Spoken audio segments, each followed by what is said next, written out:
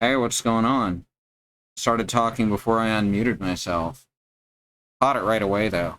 So that's good. Hopefully voice sounds good. I tested it right beforehand. Pro gamer, you know it. We're gonna try and finish up Ace Attorney tonight. We've been real sick since the other day, so I'm gonna be a little tired.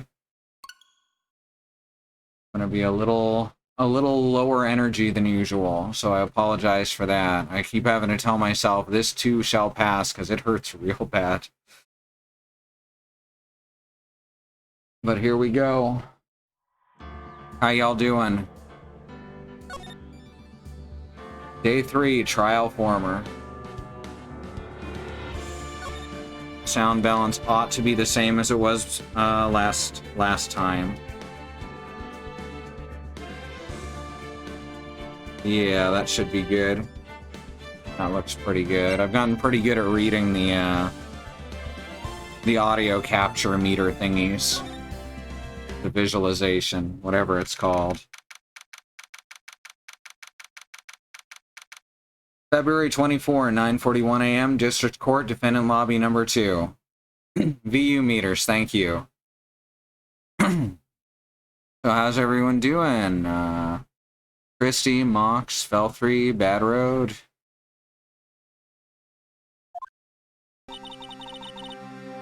So what do you think, Mr. Wright? I think the prosecution is as confused as we are. After all, the victim was murdered in 2 different places at the same time. And a different suspect was arrested at each of the crime scenes. Lana? Good morning, Mr. Wright. I apologize for yesterday. I was indisposed. I hope they didn't hold you too long for questioning. We just finished, actually. I'm used to all-nighters, though.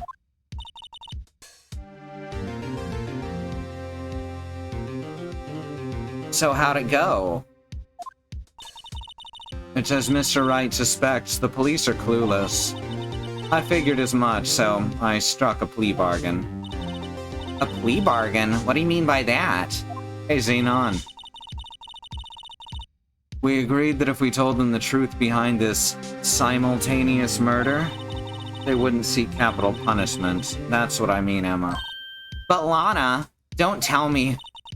Much to my regret, I'm as much in the dark about this as they are. Miss Skye.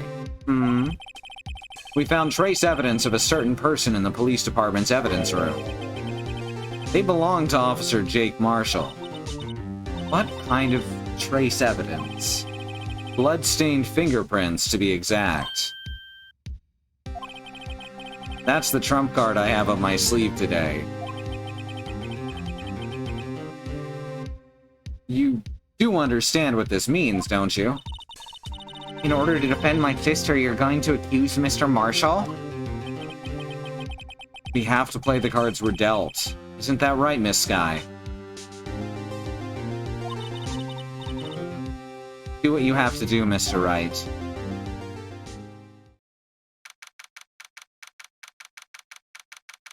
February 24, 10 a.m. District Court, courtroom number 9.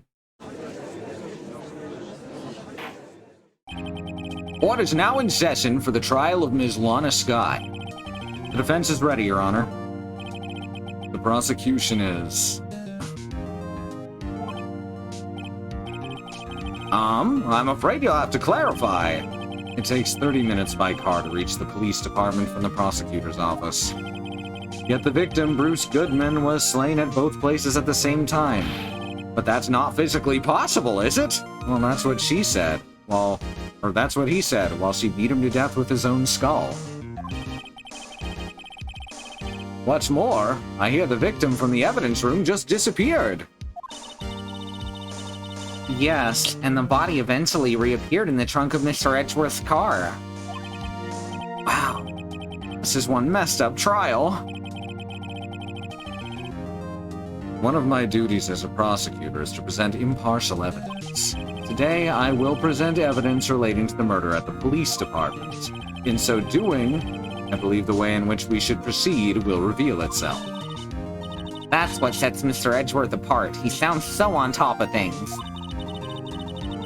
Even though he doesn't know what's going on himself. And that's supposed to be an admirable trait? Very well, let the trial resume. On the day of the crime, what exactly transpired at the police department? Mr. Edgeworth, you may call your first witness to the stand. Wow, we lost frames, huh? Just 800 goddamn frames. Are you seriously gonna tell me that the internet connection's gonna shut down again on my day? That'd be amazing. Well, we'll see if it happens again. For its first witness, the prosecution calls the suspect of the murder that occurred at the police department. The suspect? You mean the so-called murderer?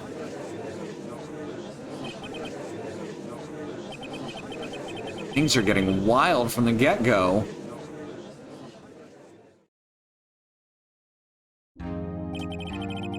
Will the witness please state his name and occupation? Yes, sir! I'm Officer Mike Meekin, sir!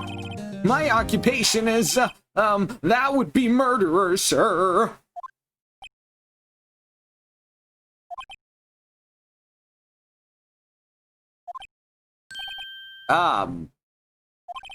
So you're telling us you're a professional killer? I mean, he is a cop, am I right? Sir, it was me! I'm the one who did it! I'll never kill anyone again, sir! You've gotta believe me, sir! Actually, what we'd like to hear from you, sir, I'm what you'd call part of the younger generation, sir! A person whose actions adults can't possibly comprehend! Please, Mr. Edgeworth, sir. Help me, sir. Officer Meekins. Yes, sir! Give us your report of the crime. Consider that in order. Yes, sir, as you wish! After all, I am a part of a generation that must be told what to do, sir. Can't fault him for lack of enthusiasm. Crime report, sir. Although it's not my normal duty, I was assigned to guard the evidence room that day. I spotted a suspicious man on the security screen and rushed into the room. I was only doing what I was trained to do, sir. I was suddenly attacked. I fought for my life, then I did it. After that, I passed out until another officer smacked me awake. I wouldn't mind kicking him a few times while you hold him down. So the victim, Detective Goodman, attacked you. Do unto others before they do unto you, sir. That's the Meekins family motto, sir. I see. Then you fainted and a colleague helped you regain consciousness. Yes, sir. He knocked me upside the head, sir. Very well. The defense may begin its cross-examination. I need here is more info to work with. Cross-examination. Although it's not my normal duty, I was assigned to guard the evidence room that day. Mr. Meekins, you work in the General Affairs Department, don't you? Yes, sir. I'm in charge of hiring new recruits, sir. Yikes, now there's a scary thought. Evidence transferal was taking place on the day of the crime, which meant many officers were given special tasks not ordinarily performed. I was in charge of guarding the Blue Badger, sir. The Blue Badger? Yes, sir, the lovely police mascot created by the chief of detectives, sir. I was to ensure it wasn't broken during the transferal process. That was my sole mission for the day, sir. I see. Sounds like a very, important mission. After the award ceremony finished that day, there were so many people running around. that I relocated the blue badger to the evidence room. Oh, so that's why you went to the evidence room. Tell us, what did you see when you got there? I spotted a suspicious man on the security screen and rushed into the room.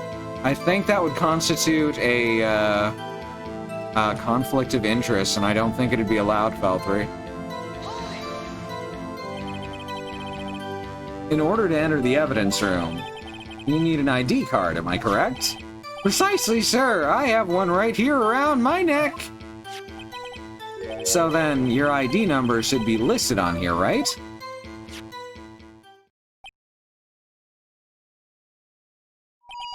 "777 at 420. There it is, I found it, this one right here. Could you please read us the number? Yes, sir. It's 4989596. That's my number, sir. I see, huh? But the number 4989596 is shown as being used twice. Please explain, witness. It's no real mystery, sir. The first time is when I relocated the blue badger to the evidence room, and the second time is when I went to go get him after everything settled down. Seriously, I can't get over 777777 at 4:20 p.m. I see. So it was during that second time when... Yes, sir, that was when I spotted the man on the security screen. Data added to ID card record. I was only doing what I was trained to do, sir, and I was suddenly attacked. So you were attacked. Can you please tell us exactly what happened to you? It was a knife, sir, a knife. Detective Goodman pulled a knife on you. What happened then? Well, with me charging in on him like that, he looked as surprised as I was. Not exactly the kind of person someone would want to run into. That's when I reacted, sir. I swung my arms like an octopus, struggling to detain him. That's how I got this gash on my hands. Maybe if you just kept her cool, your hand wouldn't be. When I saw the blood trickling down my arm, I panicked. I grabbed the man by his collar. Guard the blue badger is the kind of assignment you give someone to keep him out of the way. Exactly, yes. I fought for my life, and then I did it. He did the Mario. I guess it was time to go. What exactly do you mean when you say you did it? I know I don't look the type, but I'm really into kung fu films, sir. No, you look the type. You're tiny. You're nerdy. Like me. The man let his guard down for just an instant, so I snatched his knife from him. You took his knife. I spun him around and performed a disarming maneuver. I made sure to close my eyes like a man. See. He must have been desperate. The next thing I knew, his white coat was drenched in a sea of blood, and then... the next thing I knew... Yes? He punched me right in my face, sir! After that, I passed out until another officer smacked me awake. About what time did you regain consciousness? No offense, sir, but how am I supposed to know that? I was unconscious. Oh, right. According to the report from an officer that woke up the witness, it was about 5:30. He hit me right in the head, too. I woke up crying tears of pain! That's nice. I mean, it's nice that you recovered, that is. Not that I wish ill will upon you because you're a horrible little man or anything. When I came around, though, I made sure to finish my mission, sir. Your mission? Yes, sir, the Blue Badger, sir. I returned him to the entrance before things got out of hand. Well, we can all rest easy now. I believe we now have a fairly accurate picture of what happened. Yes, Your Honor. Only one thing remains unclear. Was the man this officer, murdered really the victim? He's got a point.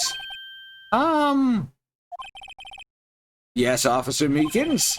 With regard to that, sir, take a look at this. It was sent to my jail cell. Chief Gant delivered it to me just this morning, sir. The chief delivered it? What is that? A videotape? Why, that's outdated technology. Yes, sir, that's absolutely right, sir. A videotape, sir. It contains footage from the security camera in the evidence room. What? But I specifically asked if there was such a tape, and was told it had been mistakenly erased. That's quite a mistake. I just do what I'm told, sir. It's the only thing I'm really good at. When you've got an officer who has a weapon, who is deeply incompetent, I think that counts as bad, is the thing. Looks like communication with the police department is as good as ever.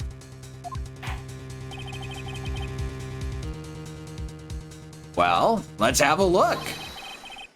Show us the video of you murdering the victim. Oh, please stop using that word murder, sir. It scares me. You have a real murder? Just what are we getting ourselves into? Ugh.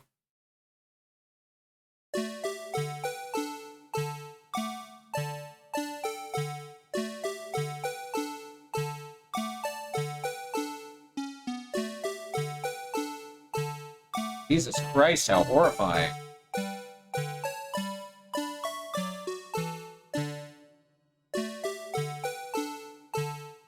This is the worst placement for a security camera.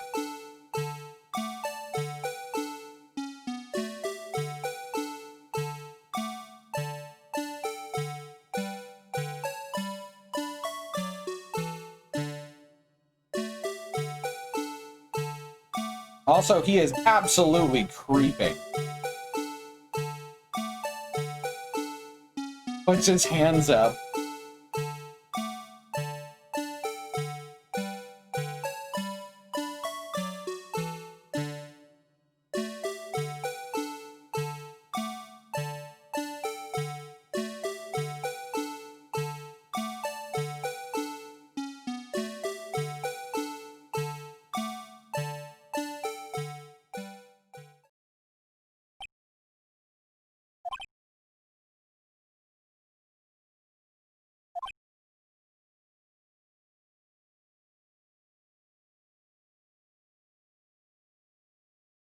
Whoa!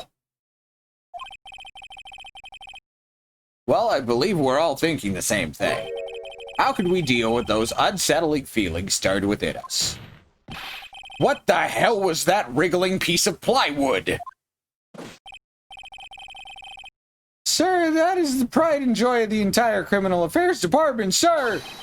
It's the Blue Badger, sir! Why am I not surprised this isn't going smoothly?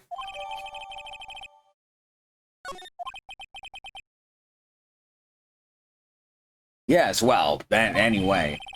This tape seems to prove that the witness did indeed encounter, someone in the evidence room, and sort of activity, Your Honor. Instead of relying on clearly incomplete footage, the witness's testimony will suffice. Is that all right with you, Officer Meekins? Yes, sir, as you wish, sir. Mystery Man. His face can't be clearly seen in the video, but there's no question that the other person was Detective Goodman, sir. I mean, he opened the locker, which required Detective Goodman's fingerprint to do. The locker he opened is unquestionably Detective Goodman's locker, sir. So it must be him. No one else could have unlocked it. What's this about a fingerprint? Each detective has been given a locker equipped with a fingerprint-activated lock. Those locks ensure that each locker can only be opened by the detective it belongs to. Intriguing. Well, that would mean the victim at the crime scene would have to have been Detective Goodman. Very well. The defense may begin its cross-examination. I don't know where this cross-examination will lead. But everything begins with contradictions. That's where I have to start. Mystery Man. His face can't be clearly seen in the video. And yeah, this is what I was thinking. Looks like the connection's getting worse. Good. Tell me, were you able to get a good look at him? At the face of the man who attacked you with a knife. Sir, if you must label people as having seen or not seen the man's face, I believe I would be classified as the latter. The latter? But you were standing right in front of him, weren't you? More to the point, you're the person who fought him, aren't you? Oh, yes, sir, but I didn't get a clear look at his face, sir. I'm not the kind of guy who looks directly at people when talking to them, you see. Huh. So far, all of the damage has been at Twitch's end, so maybe this actually isn't us. It actually looks perfectly fine at our end. We'll see if that continues or if it's going to be like last time. Yeah, that's a good trait for a police officer. Still, I'm sure it was him. I'd bet my badge on it. But there's no question the other person was Detective Goodman, sir. I mean, he opened the locker, which required Detective Goodman's fingerprint to do. The locker he opened is unquestionably Detective Goodman's locker, sir. So it must be him. No one else could have unlocked it. This all sounds true enough. But the victim's body was found at the prosecutor's office. Has to be a mistake somewhere. The real thing's so much more intense than in the movies. Here, you can use the player to watch it as much as you like. Security video. Maybe I should take another look at the footage.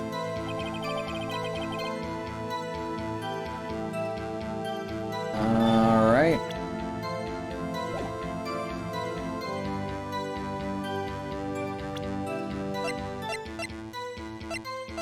Take another look at the footage. There's the badger. I really wish I could speed it up and slow it down and stuff. That'd be a good thing.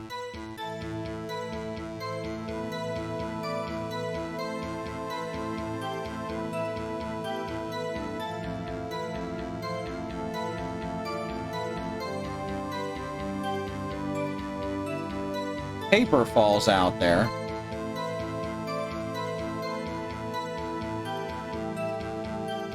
There's Meekins.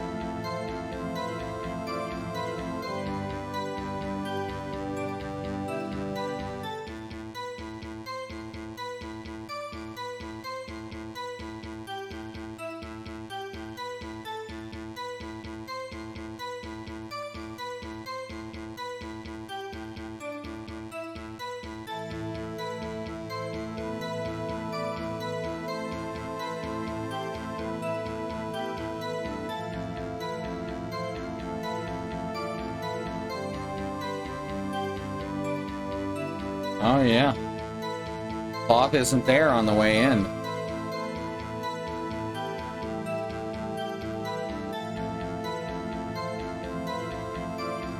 Go back and see the detective walk by. Cloth still isn't there. Can you what? Sure. Right above the locker that tells you it's open. Uh-huh. It's open at the start before it. Ah, good catch, Christy. So the locker was already ajar.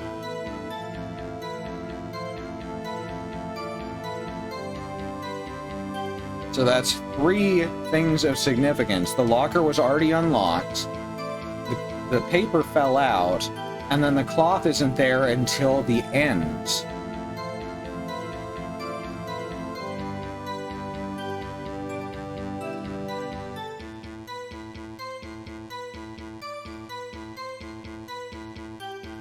And now there's cloth sticking out of the locker there.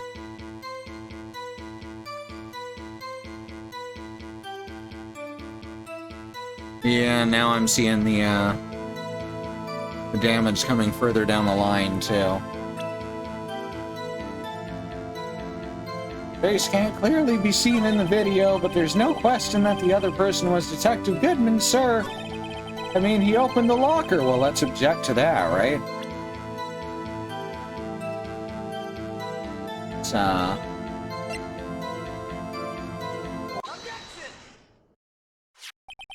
Regarding the video contained on this tape, there's one thing in particular that seems rather strange. Strange? This contradiction leads to the possibility that the man may not have been Detective Goodman. What? This video contains such a contradiction? Interesting. Your Honor, I have a proposal. Yes, Mr. Edgeworth? I propose we have the defense point out to us this alleged contradiction in the video. You would want me to point it out. Very well. Proposal accepted. Let us further inspect this piece of evidence. I will now play the security tape. Mr. Wright, please show us this contradiction you speak of. I have to point out a problem in the video. This is the first time I've ever had to do that. You can do it, Mr. Wright. It's set up so you can fast forward, rewind, or pause the video. Now it is. Just take a good look and be sure to point out the right thing. Please don't play it too many times. I can't stand watching the video. How did this guy ever become a police officer? Now then, Mr. Wright, please enlighten us. Where's the contradiction that indicates the man... Thanks.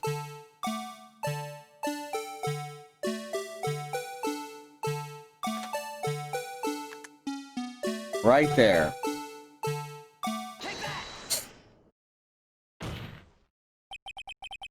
The thing that's strange about this video has got to be this. Officer Meekins. Sir, do you mean me, sir? As I understand it, the locker apparatus works like this.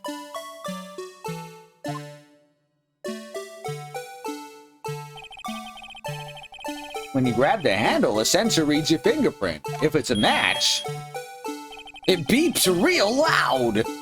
The light turns on and the lock's released. According to my limited experience, that's the way I understand it, sir. If so, then something is seriously wrong with this picture.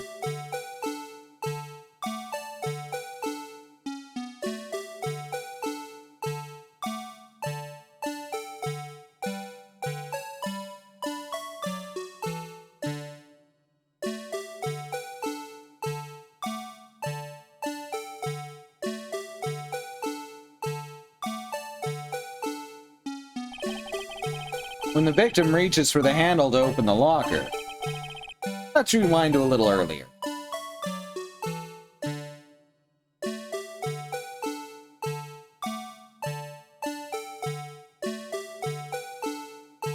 Are you kidding? This is a masterpiece of opera. How could you ever get tired of this 12-second loop? Here, notice the lights? What's this? It's already lit. Oh, it's lit, y'all.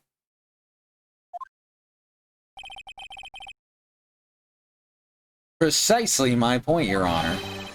The locker was already open before the victim grabbed the handle. Ah! Ah! Order? What's the meaning of this? It's very simple, Your Honor. The locker wasn't locked on the day of the crime. But the locker locks are controlled by an electronic lock. When a door is shut, a sensor is triggered, and the locker is automatically locked by the lock. Oh, I know. It must have broken down. Of course, I'm not an expert. That's not likely, Your Honor. Or should I say, luckily. The sensor would detect and report any malfunction. Oh, well, just goes to show novices should keep their mouths shut, he says with the most fucking blank stare possible, glaring at Edgeworth. So then, Mr. Wright, do you have an explanation? Me, Your Honor? Yes. Why wasn't the locker locked? Lock. Me, Your Honor? Yes, well, you see, this isn't exactly my field. What do you think, Miss Scientific Investigator? Huh? Oh, maybe something like jammed the system sensor, like that cloth we clearly saw fall out of it? Something jammed the sensor? Say! Hey, there's something else that seems out of place in this video. Yeah, I thought so too. There's gotta be another clue somewhere in this footage. Very well. Let's inspect the video once more. The locker wasn't locked. Mr. Wright, please point out the Jesus, that's a horrible way to interrupt that.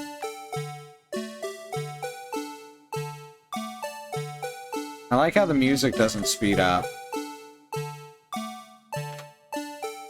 It's this glove here.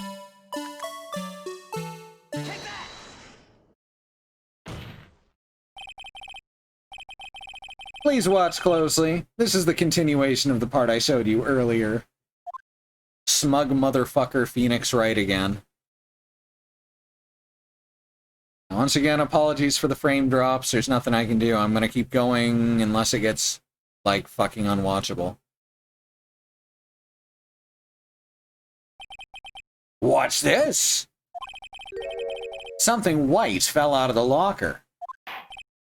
But sir, it's been my experience that things fall out when doors are opened.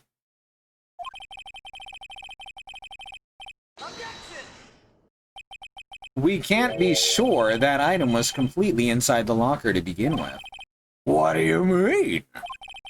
The sensor triggers the lock when the door is shut. What if something was inserted, say, between the sensor and the door? See, Phoenix knows exactly. Phoenix knows exactly how unreliable electronic locks are. Inserted?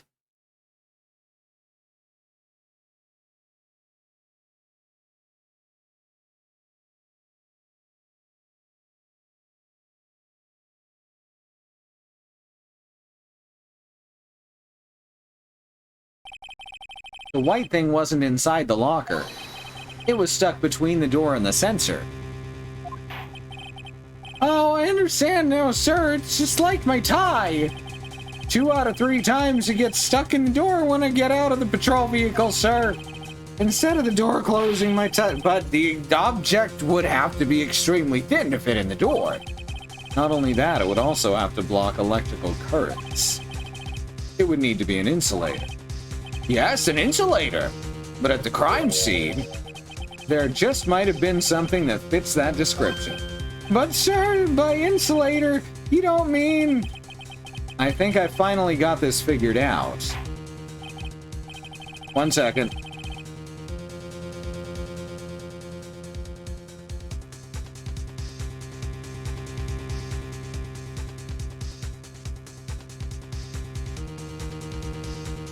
Very well. Will the defense please present the relevant evidence? What was this insulator that was stuck in the locker door?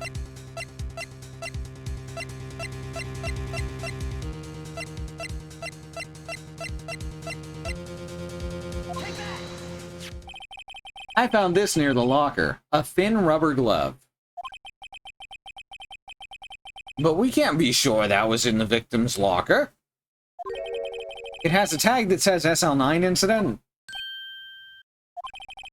The video seems to depict the victim opening the locker, but that isn't the case.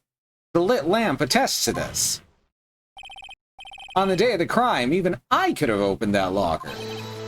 Is this not so, Officer Meekins, if that is your real name? Sir, it would appear so, sir. Order! Order! So are we to believe then that the victim, whom the witness stabbed in the evidence room, was not Detective Goodman? Do not be misled, Your Honor. What do you mean, Mr. Edgeworth? The defense has merely demonstrated that possibility and nothing more. The victim in the video was indeed Bruce Goodman. The prosecution will offer one more testimony to prove this. What? Officer Meekins, please testify about this. Sir, me, sir?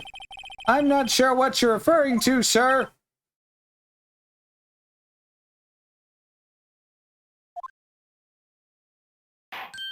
Oh, you mean that, sir? Of course, sir. Is this a joke? Very well, please begin your testimony. Mystery Man 2.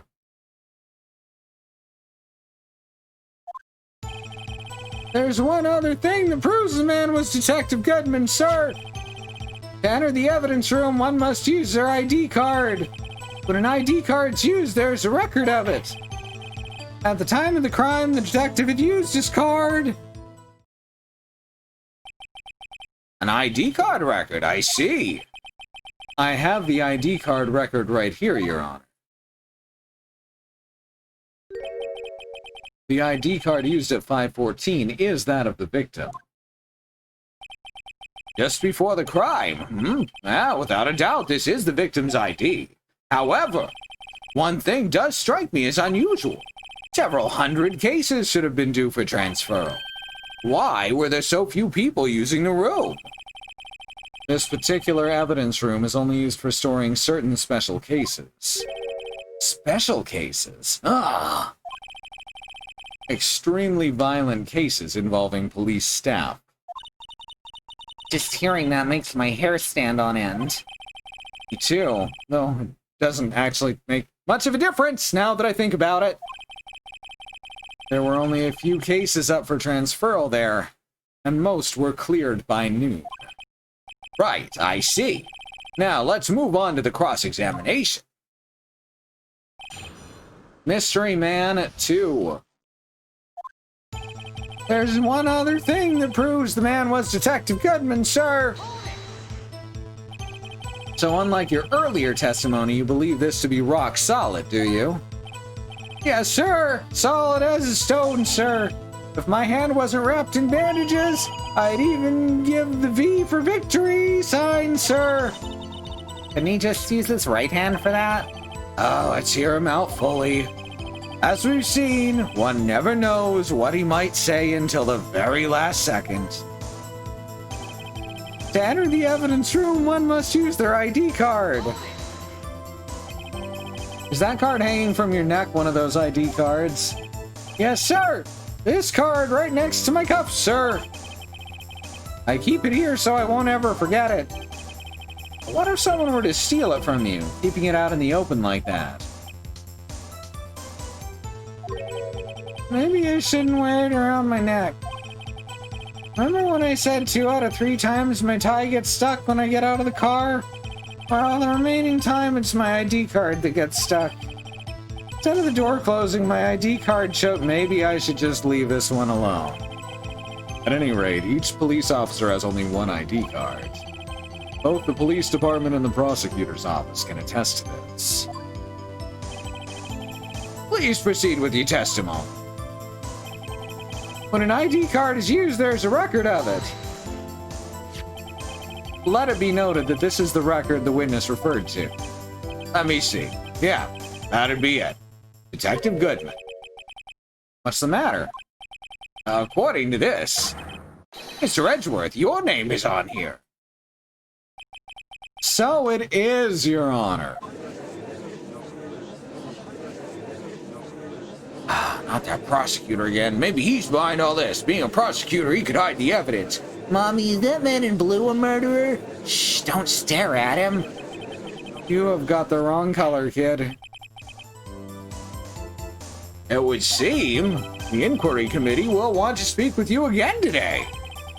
I have nothing to be ashamed of regarding my actions or their consequences. For now, let's continue with the cross-examination. Poor Mr. Edgeworth. It must be so difficult for him. At the time of the crime, the detective had used his card. Earlier, I believe you testified that when you asked the man to show his ID card, he pulled a knife on you. Yes, sir, he didn't show me any ID card, sir. Don't you think that's odd?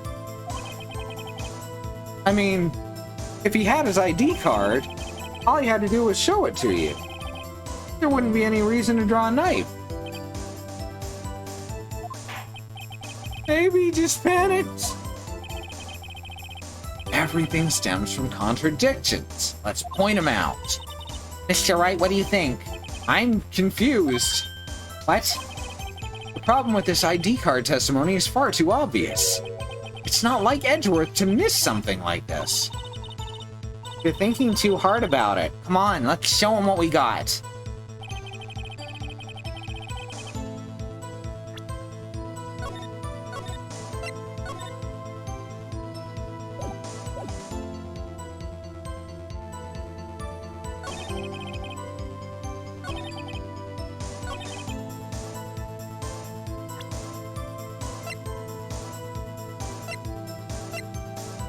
So what is going to point out the problem there?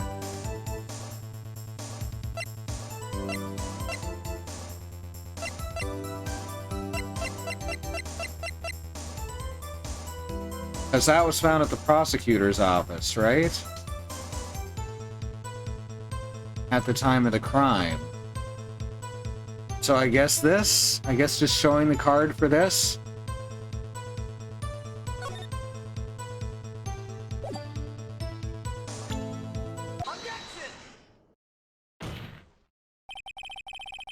Wait one moment, Officer Meekins. I'm not good at waiting, sir.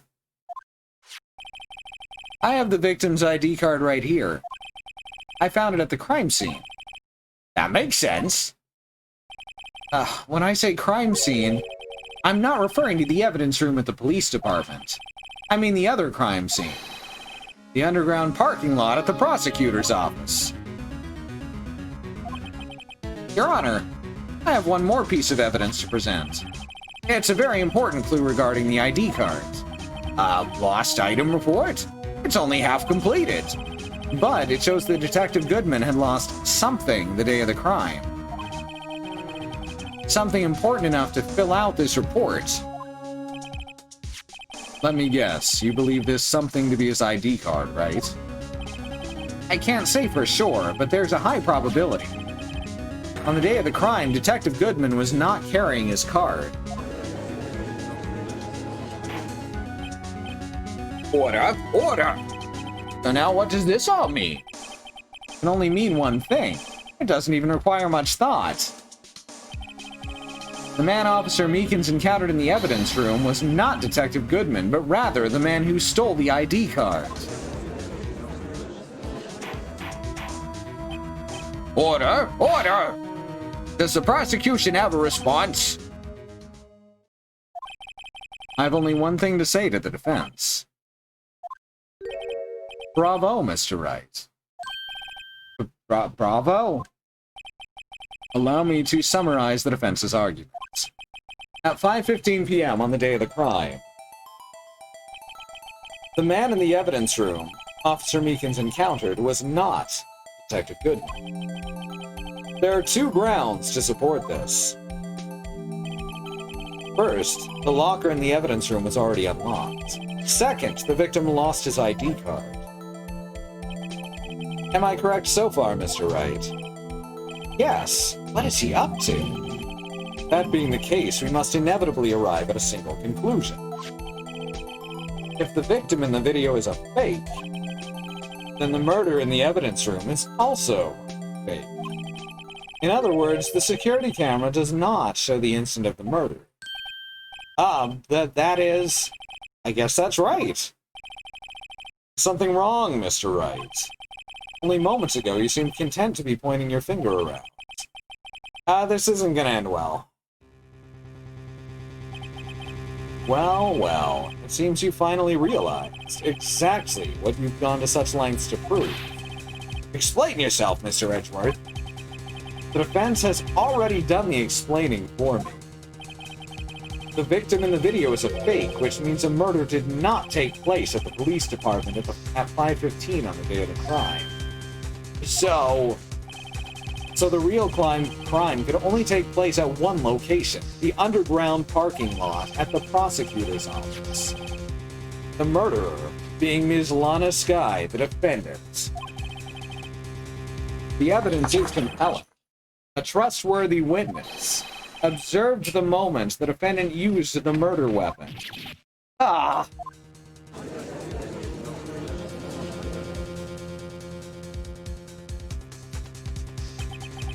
Knew that testimony was way too shabby. It was all a trap from the beginning.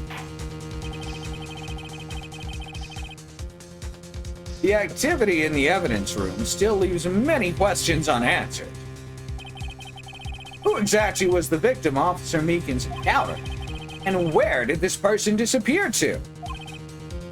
However, this trial's purpose is to examine only the murder of Detective Goodman.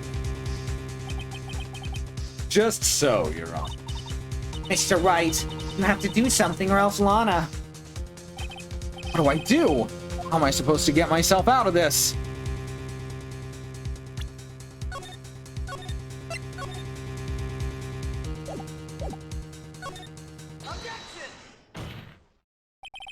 One moment, Your Honor. What now, Mr. Wright? Don't tell me you're objecting to what you've just proven. Of course not. But I almost walked right into the prosecution's trap. What are you talking about? This cross-examination has proven one thing and one thing only. The security video did not show the murder.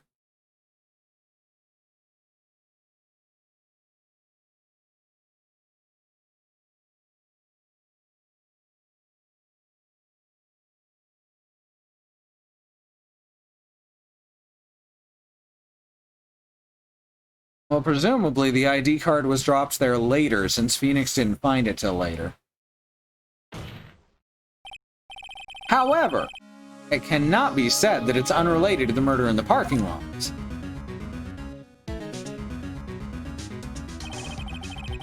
Specifically, large amounts of blood traces were found in the evidence room. The defense demands further examination into the truth of the matter. Mr. Edgeworth? Yes, Your Honor. If this court were to examine this further, other witnesses will be necessary. Is the prosecution prepared? I'm sorry, Your Honor. The prosecution considered the incident at the police department to be unrelated. We have not prepared any other witnesses for this incident. This just might be my chance. Time to call a certain Texas Ranger to the stand. Mr. Wright, do you mean... Your Honor, the defense would like to request a specific witness. Oh? Whom do you have in mind? Someone we have reason to believe knows the truth. The truth behind the activities that took place in the evidence room. The prosecution requests to hear this person's name before deciding whether or not to comply. Very well then, Mr. Wright. This person whom you would have testify. What is his or her or their name?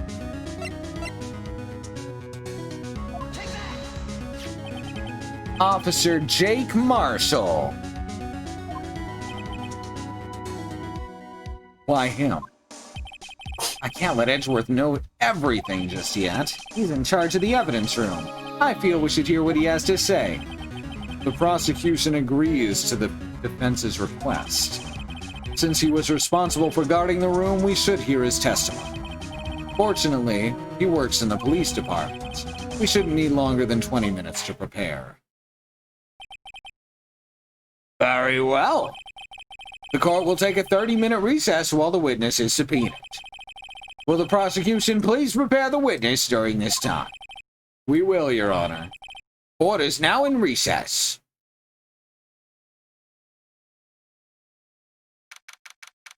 February 24, 11:32 a.m., District Court, Defendant Lobby Number 2. I'm going to get something to eat. That'll be a quick BRB. Please hit Bang Donate and Bang Taylor in the chat. those are our most important commands because they contain links to ways that you can help the ongoing civil rights movement right now. Breonna Taylor was brutally murdered in her home by police. The real criminal justice system is every bit as fucked up as this one and not nearly as funny. The officers who murdered her in her home have not been indicted for their crimes. They got off without punishment. And so the links under the second command will contain will lead to organizations which will help directly her family and those affected by that crime. The former command contains General... Sorry, I am completely just out of air right now. Out of energy. So I need to go eat. The important thing is that Black lives matter, that Indigenous lives matter, that the lives of people of color matter. And that needs to be a known quantity. That needs to be something that is acted upon. We'll be back in just a few minutes. Don't go anywhere. I didn't want to chew chocolate-covered coffee beans into the mic.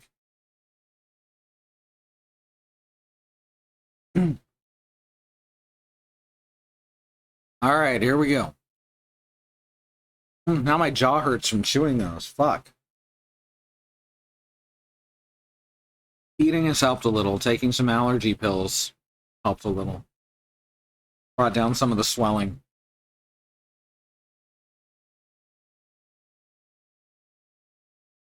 Do y'all know that the vision of anaphylaxis that you've seen portrayed on television and such is actually false? Do you know that less than 1% of people who experience anaphylaxis actually get it in their throat or around their brain?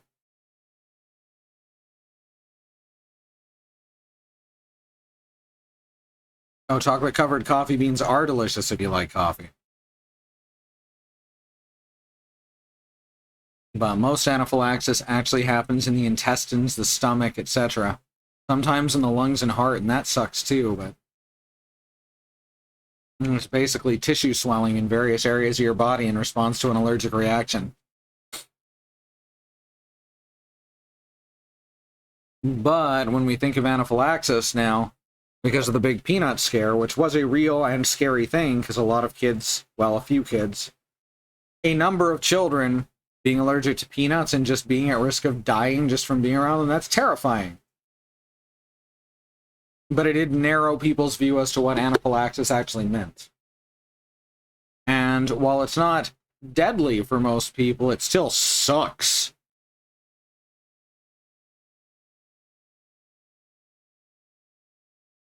Alright, let's keep going. February 24, 11:32 a.m., District Court, Defendant Lobby number 2.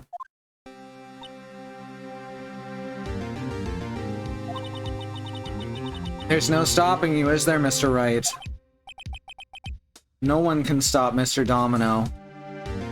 Huh? What do you mean? There was a peanut allergies here. Oh my god. Sorry, you just made me feel super old again. This would have been when you were real young.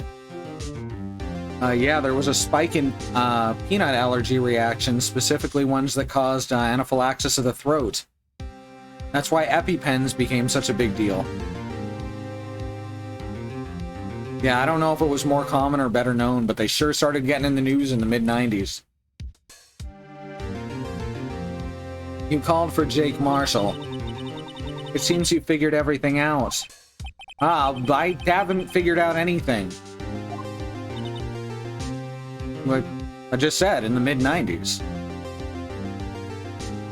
Lana, you're the one who knows everything.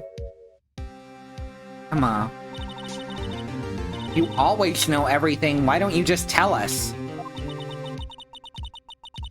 Oh, no worries, Feltry.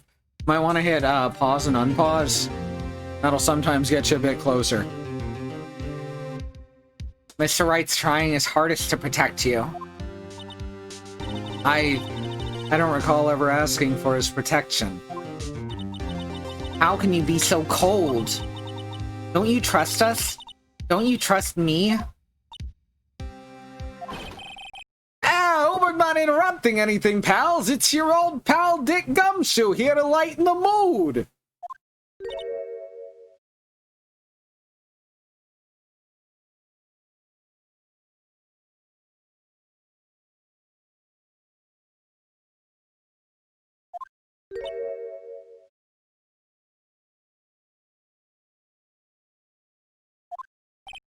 Oh. Huh. Guess I'm interrupted. I'll come back later. Wait, Detective Gumshoe, what is it? You got a lot of nerve, pal, making a detective run around while on duty. I had gotten almost 6 feet away. And to top it off, you call me here, I seen happier people at funerals. Sorry, Detective. You better be, pal. Ugh. Hey,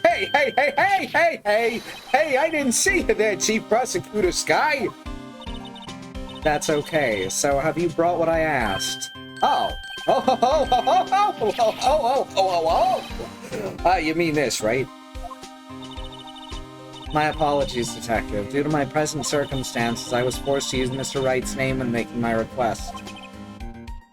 My name? Never in a million years would I have thought it was you who asked me. But I bother you to bring me the SL9 incident files. I'll need them by noon. Talk about crazy. The SL9 incident. Ah, Colonel. But Lana, that's... I thought Mr. Wright might need them, so I had them brought here. Here, you might do well to read them. I can't believe you, the chief prosecutor, were a witness in that case. Miss Sky was a witness? Take it from me, you don't want anything to do with serial murderers. Oh, what? Now that I brought you your stuff, you just gonna ignore me? Emma, but why? What's your name in here? What? My name's in there, I don't know. Unless... No, it couldn't be. Lana, the SL9 incident, is that... Am I the killer? That's the classification number the police filed it under. 2 years ago, the rest of the world knew it as... the Joe Dark Killings.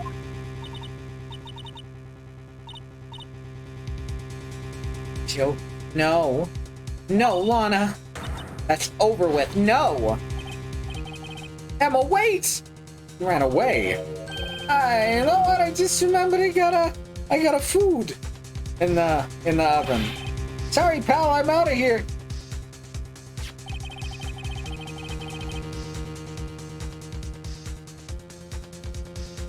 Jake Marshall, Angel Starr, Damon Gant, Miles Edgeworth. Mention Lana and Emma. Everyone involved in this case is connected to those killings 2 years ago. Can't be just a coincidence. Knowing you, you just might be able to figure it out. Time to get back to the trial, Mr. Wright. Best of luck.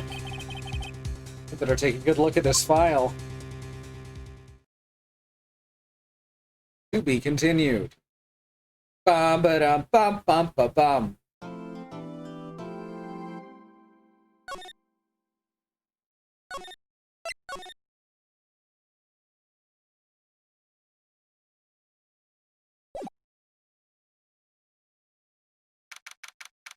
February 24, 12:14 p.m. District Court, courtroom number 9.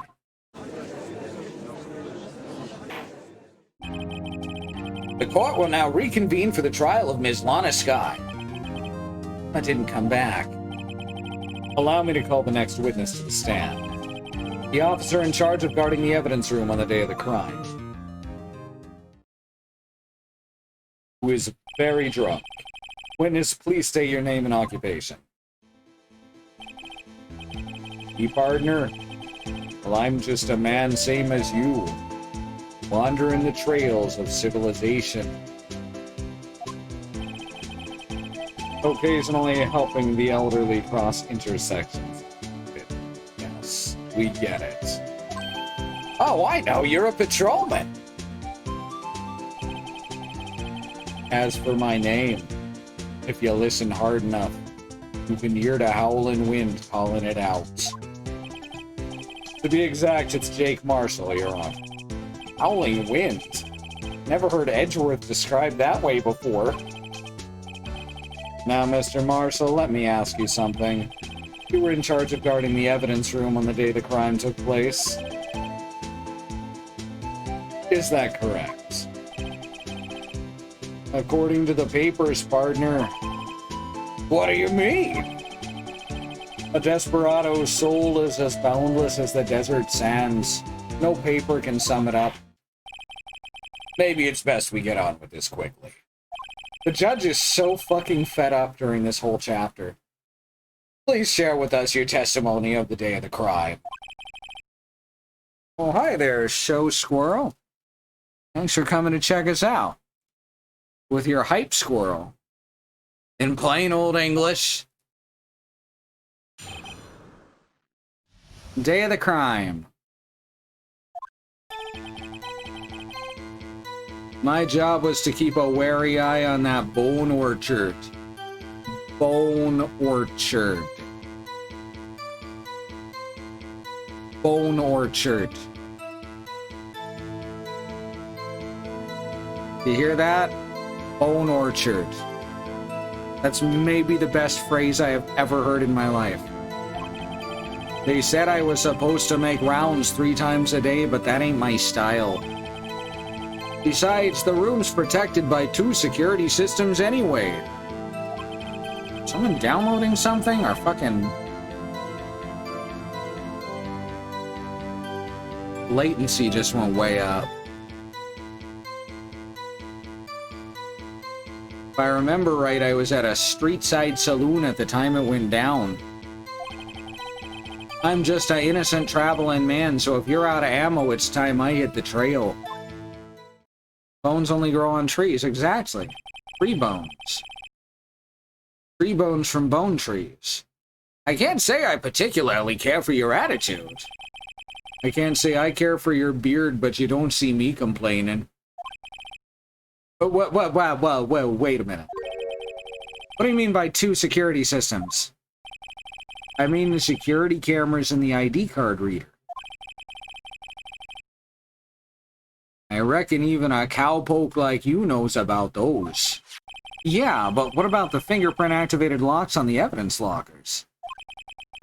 Fingerprint-activated locks? What kind of newfangled doohickeys are those? It's not being very helpful. He's not that good with machines, or with following orders. Everyone's got their weaknesses now, don't they, Mr. Prosecutor? This one seems like trouble. Okay, Mr. Wright, he's all yours. Cross-examination. Day of the crime. My job was to keep a wary eye on that bone orchard. How exactly did you keep an eye on the evidence room? I just made sure nothing moved in the security camera monitor. The room's so still. Even time dies in there. I was just a caretaker who interred the recordings. You interred them. Videos and nothing ain't that useful. When the time had come, I'd erase the tape.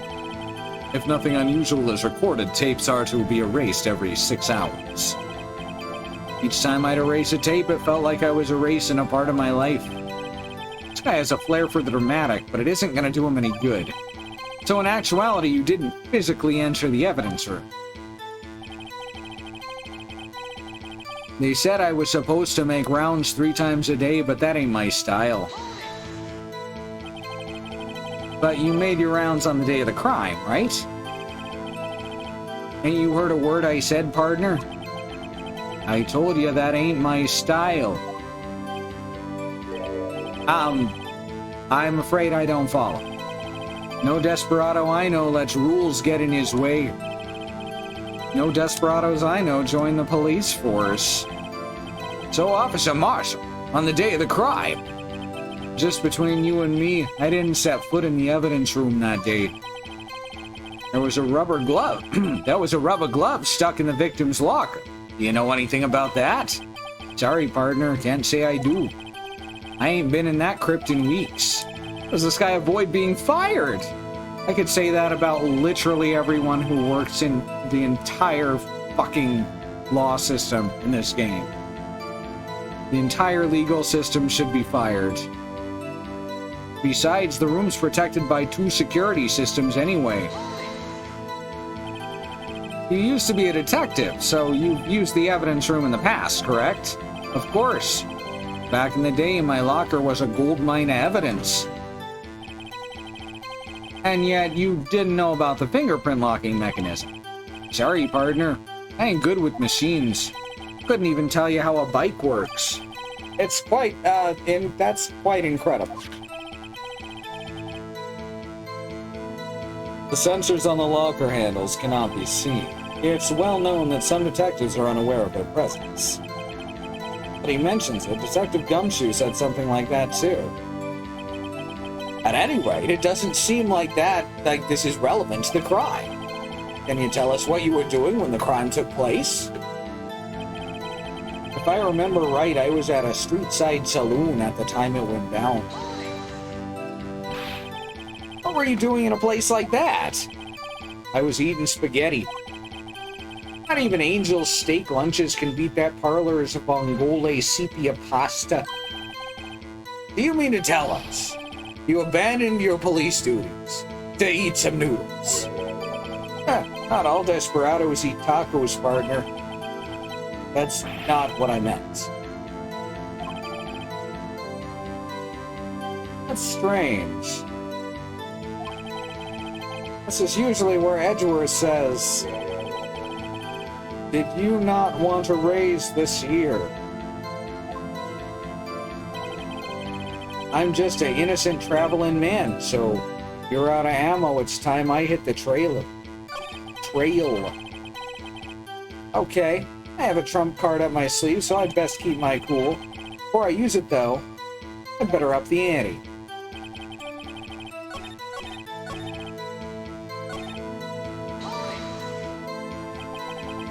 Out of ammo, Officer Marshall? That's right, partner. Or as you'd call it, evidence. If you plan to pin me on this crime, then you better draw. The ante, oh shit. Otherwise, you're just wasting my time.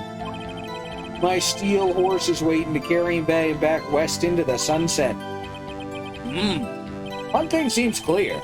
Despite being responsible for guarding the evidence room, the witness doesn't appear to have seen anything. Texans don't take orders from no one. Everyone knows that. Apparently your superiors don't. Also, you're still not from Texas, you're from California. Okay, I have a trump card up my sleeve, so I'd better keep my cool. Alright. Job was to keep a wary eye on the bone orchard. They said I was supposed to make the rounds 3 times a day, but that's not my style.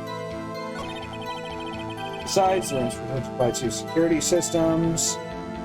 I don't know what is causing our, I think our connection's just dying again. Room's connected by 2 security systems. I was at the street side saloon at the time it went down. I'm just an innocent traveling man, so if you're out of ammo, it's time I hit the trail. So, let's take a look. The witness appears to be at least the least responsible person in existence. Very much so.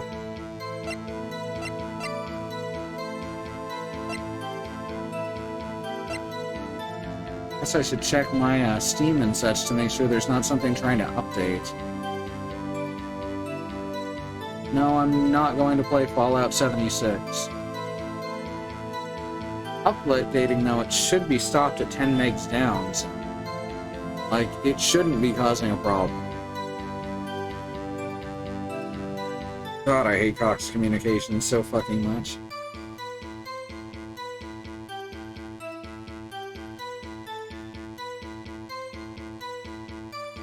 No, nothing's using up bandwidth on my machine. All right.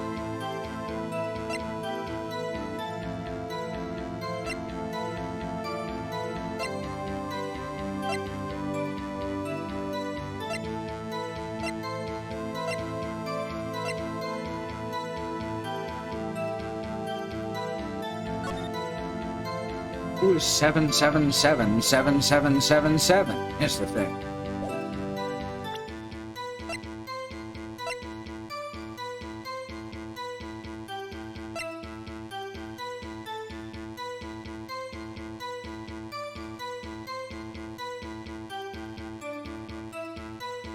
Half-written document dated 321.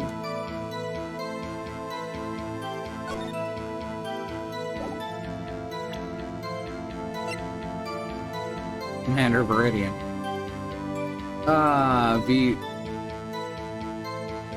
You know, every time that the creator of VVV was asked how to pronounce the name, he gave a different explanation. And I think that's beautiful.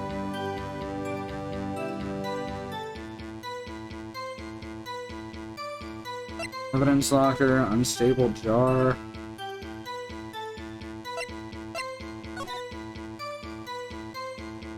It sure is missing a piece.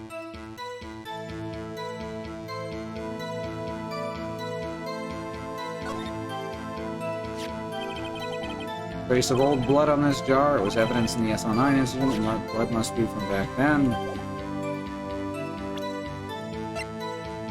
Marshall's fingerprints. I guess that's what we're gonna do.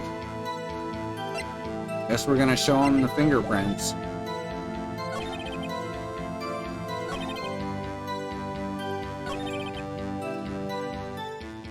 There's not proof that that was at that time, though, is the thing. Well, let's give it a shot.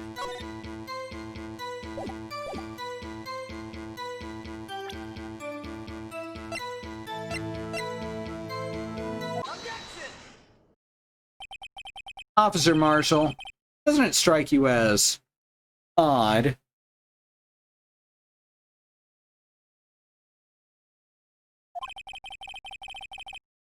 That is, you being called in to testify like this.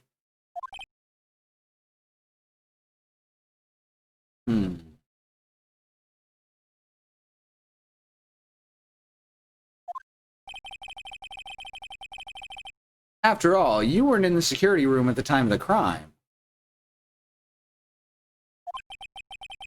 And yet you dragged me down here. Explain yourself, partner. It's quite simple, really.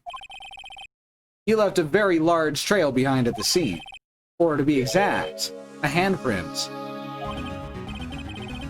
Listen real good, partner. Like I said, I'm the caretaker of the crypt. I pay my respects, that is, make my rounds about once a month. It's only natural my fingerprints would be in there. I only wish it were, officer. But you see, your fingerprints were covered in blood. Witness, what's the meaning of this? Your blood-stained fingerprints were at the crime scene? The blood was then wiped away. However, a luminol test clearly revealed this. Well, Officer Marshall, it seems to me there ain't a person in this room with a head on his shoulders. I take it you have an explanation then, Officer Marshall, about the blood-stained fingerprints. Very well, you may begin your testimony about the fingerprints found at the scene of the crime.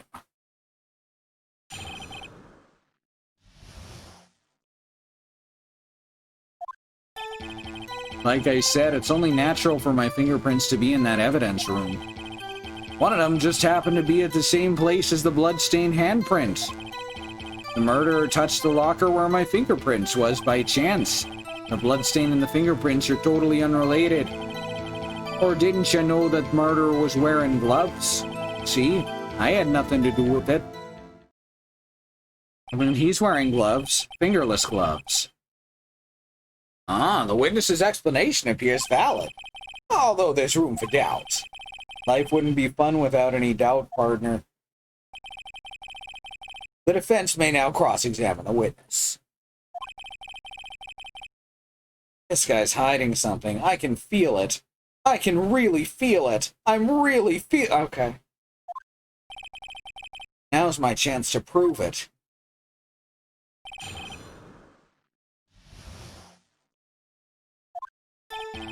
Like I said, it's only natural for my fingerprints to be in that evidence room.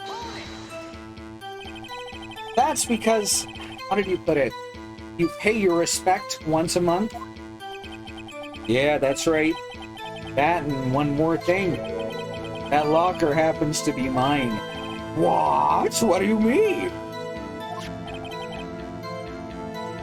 I mean what I said.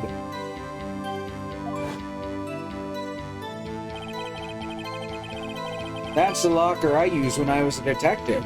So, the locker I still use. All that's in there now, though, is a heap of broken dreams. I see. It'd be strange if my prints weren't all over that locker. Apparently, his fingerprint data was never removed from the locker's programming. He must have been using the fingerprint lock all this time without even knowing it.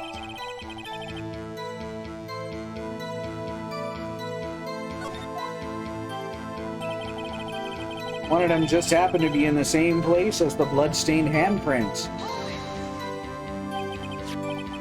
So then, what about the bloody handprints? Wasn't mine. Ain't no mystery.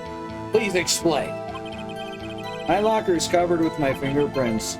It just so happened the murderer touched the locker where my fingerprint was by chance. The bloodstain and the fingerprint are completely unrelated.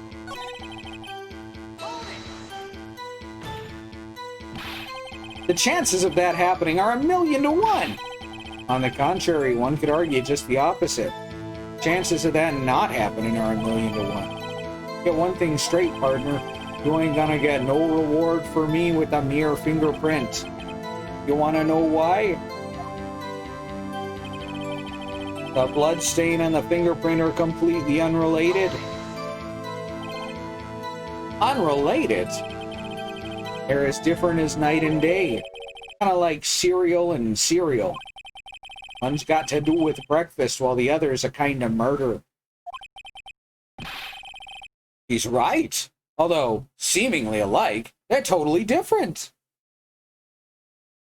What's going on here? This absolutely looks like our bandwidth's being eaten up. This is not normal. Packet loss. 1 sec. Closed everything. Yeah. Look at the Ethernet.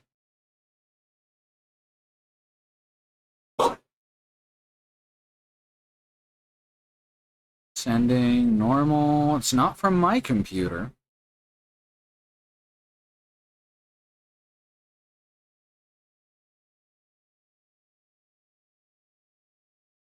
Now, I know you can see it. We're losing frames in and out, and there's like massive amounts of latency when it happens, which isn't normal. Trying to see where the latency's happening at our end. 1 sec.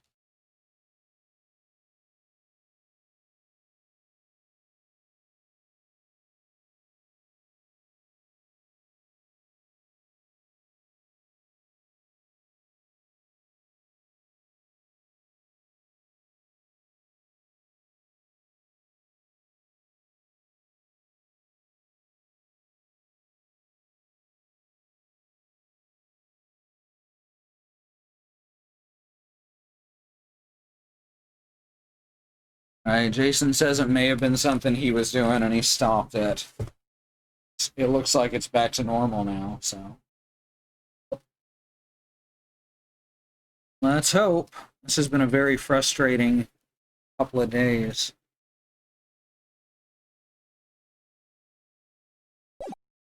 Although seemingly alike, they're totally different.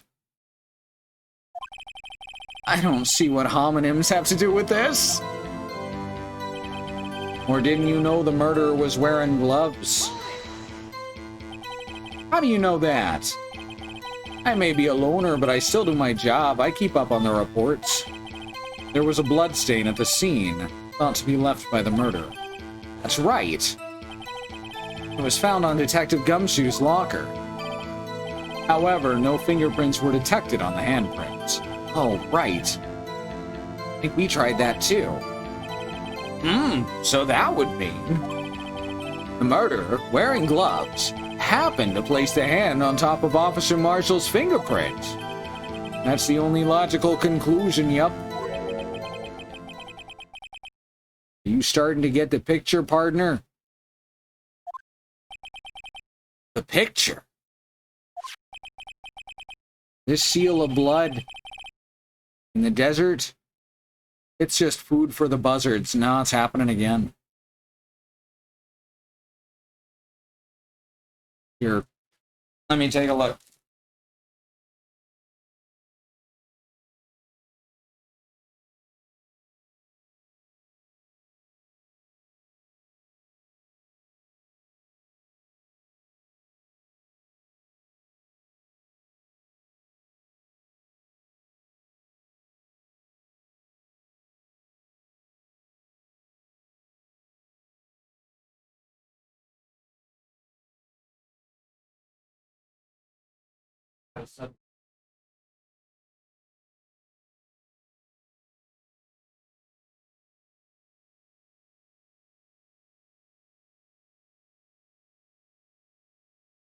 Weird. I don't like it. Then I have to restart the modem, I think, after the stream.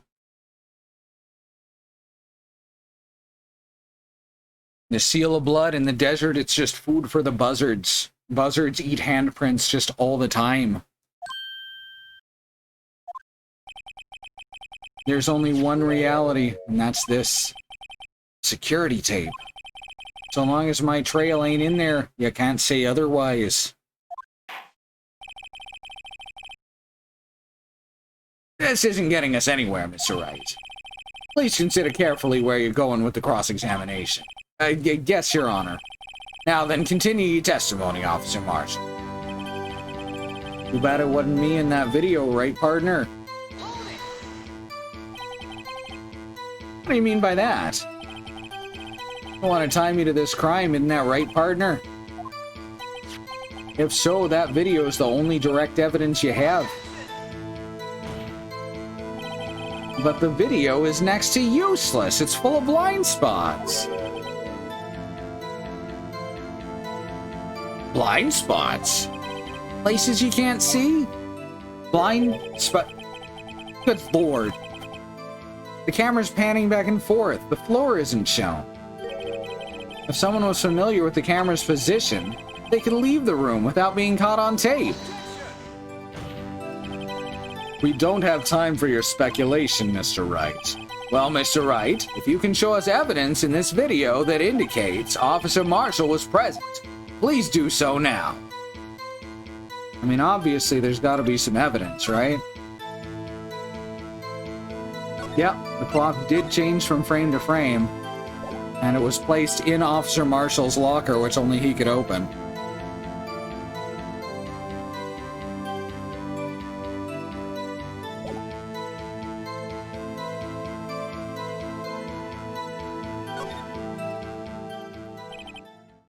Very well. Allow me to point out your mistake, Officer Marshall.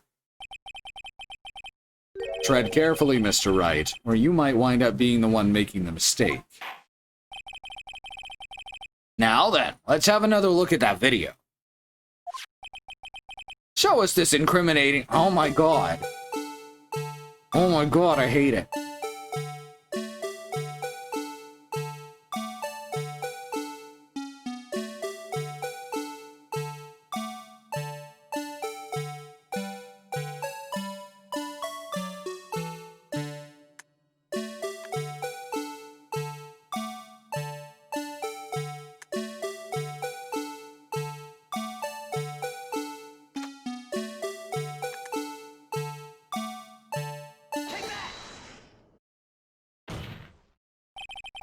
Bringing our attention back to the security camera is a mistake I'm afraid you'll soon not forget, Officer Marshall.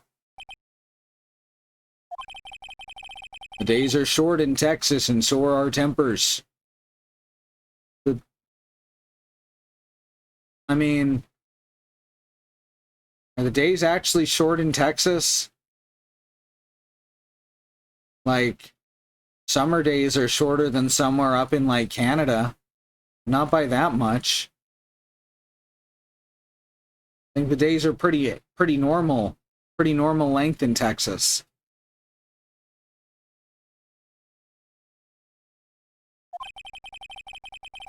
Could you sum up what you have to say in 8 words or less? Very well. You can clearly be seen in this video. Exactly 8 words. Not bad, partner. The key lies in a certain locker shown in the video.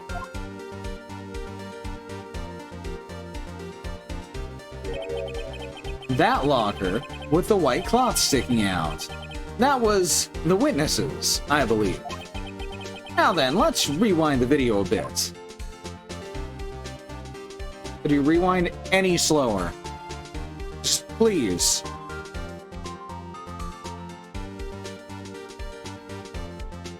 I'm not dead yet. There we go. Oh, the white cloth, it's gone! No, this guy has never been to Texas. He says so earlier. What's the meaning of this, Officer Marshall? When the crime took place, the white cloth wasn't there. Then it suddenly appeared. There's only one explanation. Officer Marshall, you were in the evidence room at the time of the crime. What's more, you opened your locker when the camera was turned away. Order! Order! It would seem that hold your horses. Sorry, partner, but you got the wrong man.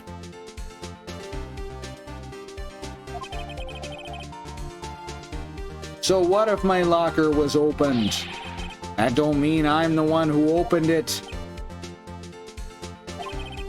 The murderer needed to hide something, so he opened a locker and stuck it in. It ain't my fault he happened to choose mine.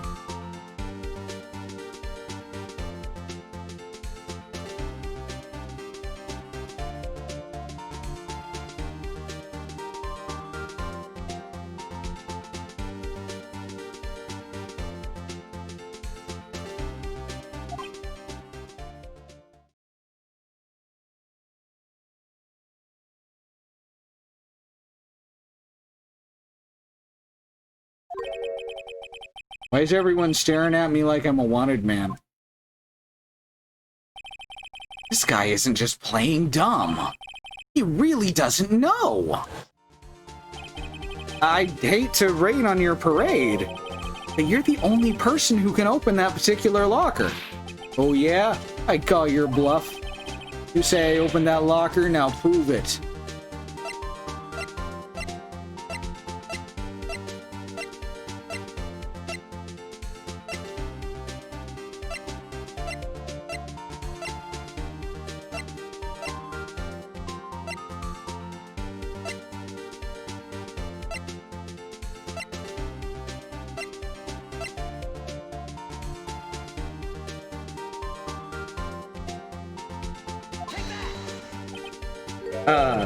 Fingerprint sensor? We talked about this earlier. The lockers can only be opened by the detectives they belong to. What kind of crazy talk is this? Well, Detective Gumshoe did mention something about this. In any case, the locks ain't that obvious. There's even some people on the force what don't know about the fingerprint locks. So, Sheriff, what do you have to say in 8 words or less?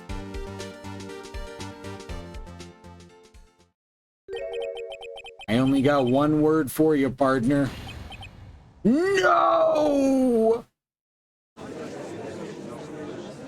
DX got 2 words for you. No. Order! Order! Witness! Explain yourself! If this is a joke, it's the worst one I ever heard. I assure you it's no joke, Officer Marshall. Now then, please tell us what you were doing in the evidence room at the time of the crime. Olay! Please answer the question! What is he now, a bullfighter? That's alright, Officer Marshall. I believe we can figure out the rest from here. We can? Have a look at these floor plans. There's no place for someone to hide in the evidence room. Yet Officer Meekins didn't see Officer Marshall. If that's so, then where was the witness? It seems Mr. Wright has an answer. That's right. The only possible conclusion. Well then, let's hear it. I banged my gavel for no reason. Where was Officer Marshall at the time of the crime?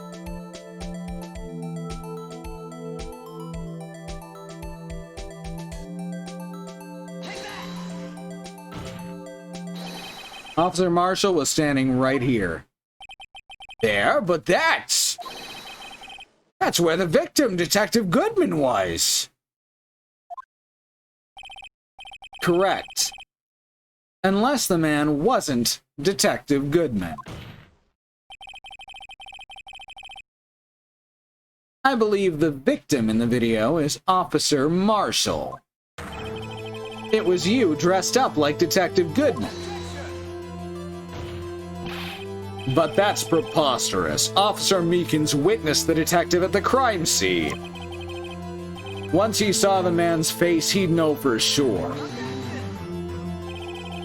May I point out, though, that Officer Meekins did not know Detective Goodman. He also testified about the man's reaction when confronted. When I entered the evidence room, I asked him to show his card, sir. Yes, and how did Detective Goodman respond? He suddenly pulled a knife on me. Something about the officer's story puzzled me. If the man had had his ID card, why didn't he just show it? Yes, he would have needed it to enter the evidence room, so he must have been carrying it. The answer is simple. He couldn't show it. As you can see, Detective Goodman's picture is on his ID card. Oh, I get it!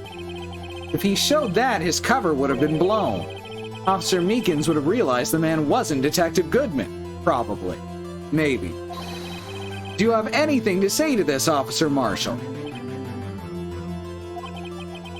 You got quite an imagination, partner. We got a term for that.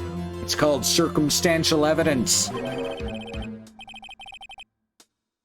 Circumstantial evidence? He's still trying to deny it!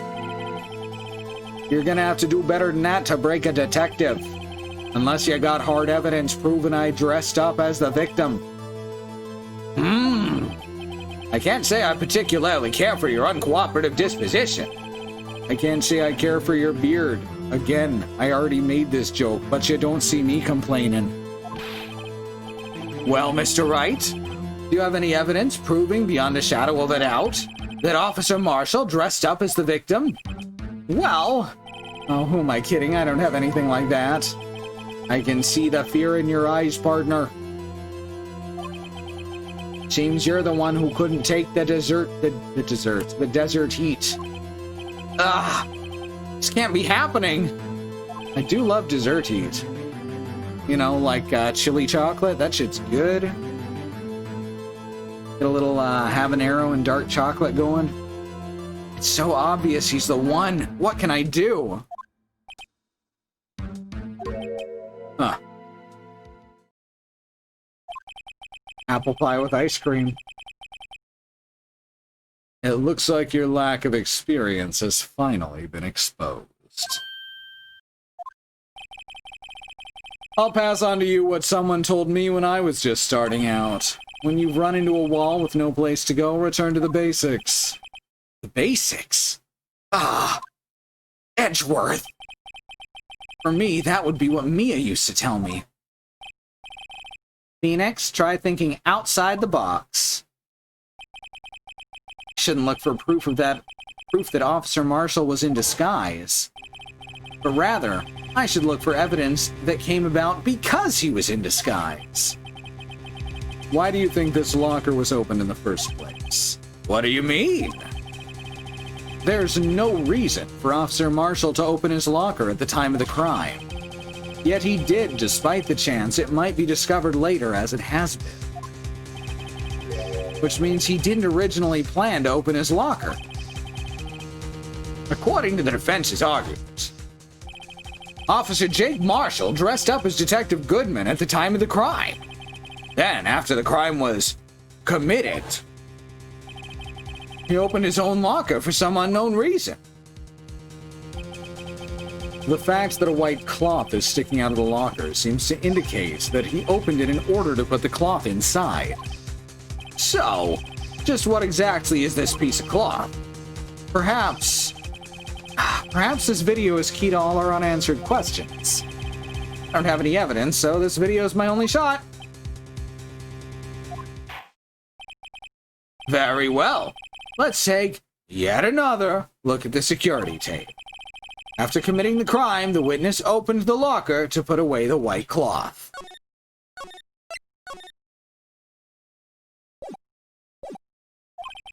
Please show us why the witness had to open his locker. Yep, Badger again.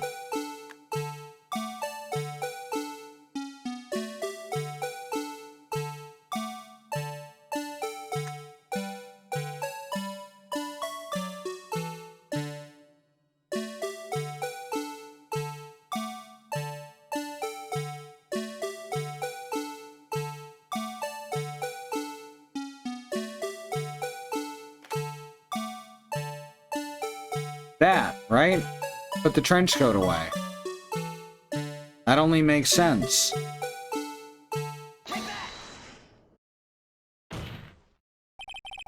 For some reason, you disguised yourself as Detective Goodman and entered the evidence room. Oh, I don't know to what end. Yet. Yeah, I think the music's coming from the Badger. It's also just kind of playing over the tape. Because it doesn't speed up when I speed up the tape. I like the Badger. I think the Badger's cool.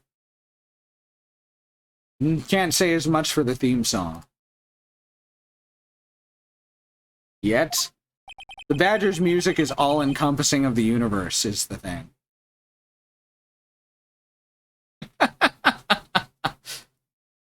However, something unexpected happened. Officer Meekins barged in on you. When asked to show your ID card, you pulled a knife on him. However, Officer Meekins panicked, and the white coat you were wearing was soiled with blood. A bloody white coat? No, don't worry, it's just gonna kill the judge.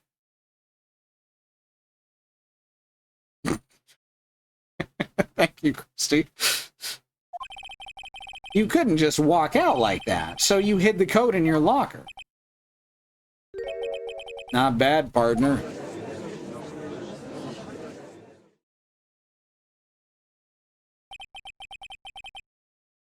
Now then, Officer Marshall. Are you ready to tell us the truth? Looks like I underestimated y'all. I hope you're happy now, Mr. Edgeworth.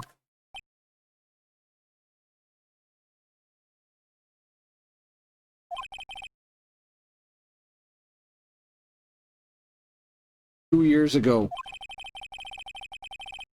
you were only half as persistent then as you are today.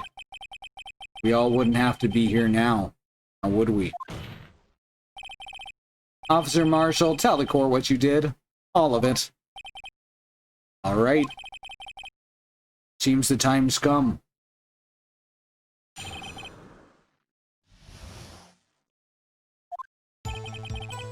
I had to do it that day. I couldn't just stand by and let it die. I stole the detective's ID and dressed like him. Planned to take out the evidence. Wasn't expecting Officer Meekins. I knocked him out. Managed to escape.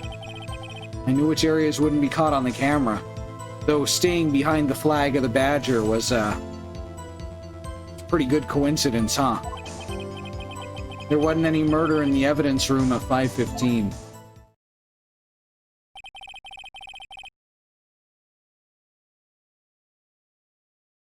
So the supposed victim was really you. But there's one thing I still don't understand. Traces of a large quantity of blood were found on the floor of the evidence room. If no one was murdered, then how could that be? Officer Meekins managed to cut his own hand. My guess is he's the donor. It was way too much blood for such a small donation.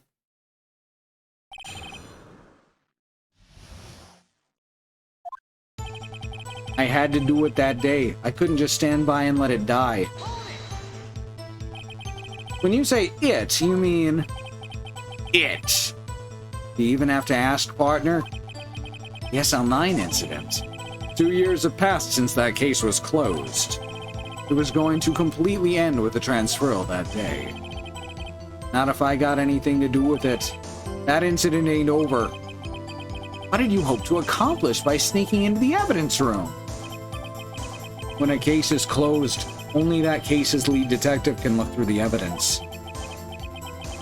I wanted to have a look at it myself one more time, no matter what the cost. I don't care what anyone says, partner, that case is mine. But Officer Marshall wasn't in charge of that investigation. Why does he care so much? That day was my last chance. That's why I stole the detective's ID and dressed like it. Planned to take out the evidence. Why did you disguise yourself as Detective Goodman? If I didn't make it look like Goodman was carrying out the evidence transferal, I'd be arrested for stealing evidence, which wouldn't get me anywhere. So you did it to fool the security camera. And the detective's ID card? I stole that the morning of the incident. So that really was why Goodman started filling out that lost item report. I returned his ID card, left it on the floor in the prosecutor's office parking lot. The ID card I found was left there by Officer Marshall. So essentially, you managed to succeed despite your lack of foresight. What do you mean, partner? I mean the fingerprint-activated lock, of course. No matter how well you disguise yourself, you can't change your fingerprints. Under normal circumstances, you wouldn't have been able to open that locker. But he could, because a rubber glove just happened to get stuck in the door. That means the Detective Goodman must have opened the locker before Officer Marshall. I wasn't expecting Officer Meekins. Knocked him out good. Managed to escape. You pulled a knife on Officer Meekins and tried to drive him off. Let's just say I was a little surprised. I only planned on being in the evidence room for no more than 5 minutes. I didn't think anyone had actually come in during that short time. Officer Meekins certainly is a 1 in a million type of person. Mistaking a detective for an intruder and demanding to be shown his ID. I'll have to think a little more about his raise this year. How did Edgeworth get so much influence? Anyway, he threw himself at me and I ended up cutting him slightly. Sorry it had to turn out that way. With me knocking him out and everything. By the way, what happened to your knife? Oh, you mean this one? I don't know what to say. So you knocked Officer Meekins out and managed to escape. I knew which areas wouldn't be caught on camera.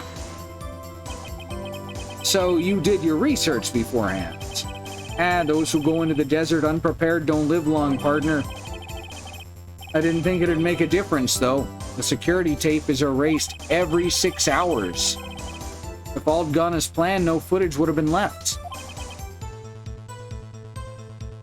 However, you bloodied your coat in the struggle with Officer Meekins.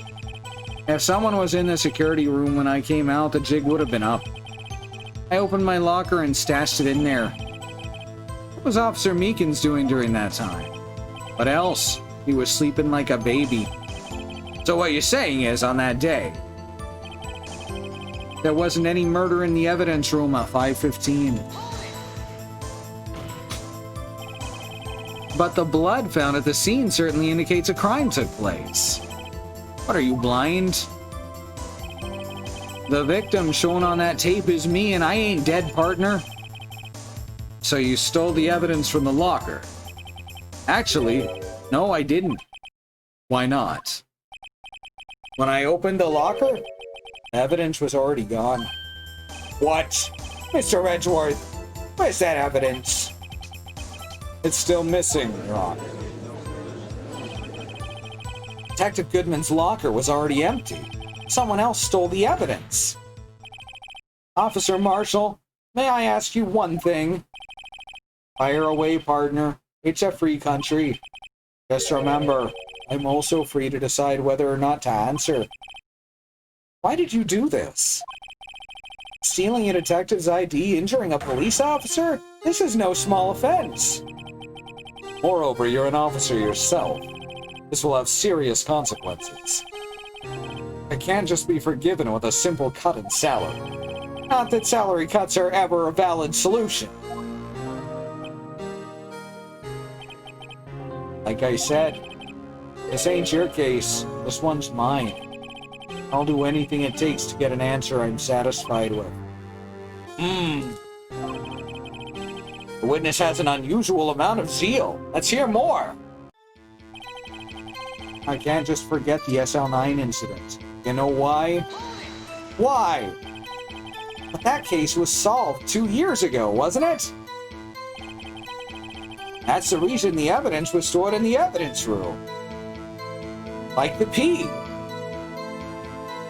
Stored in the evidence room. Joe Dark was convicted for his crimes. One thing I can say for sure is he deserved the sentence. I remember the Joe Dark case. It involved serial murders, didn't it? I don't intend to complain about how it turned out, but there's something that still bothers me. Something went down at that trial. Something no one will talk about. What happened? Oh no, that's what I'm trying to find out. Why is he so concerned with that incident? Maybe I should present him with what I think his real reason is. I had a feeling he would wind up here sooner or later. Everyone involved here is related in some way to that case. Better take another look at the files.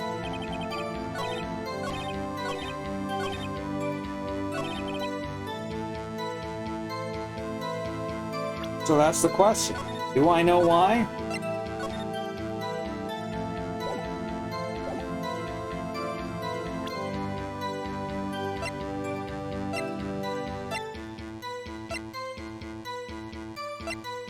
The Blue Badger.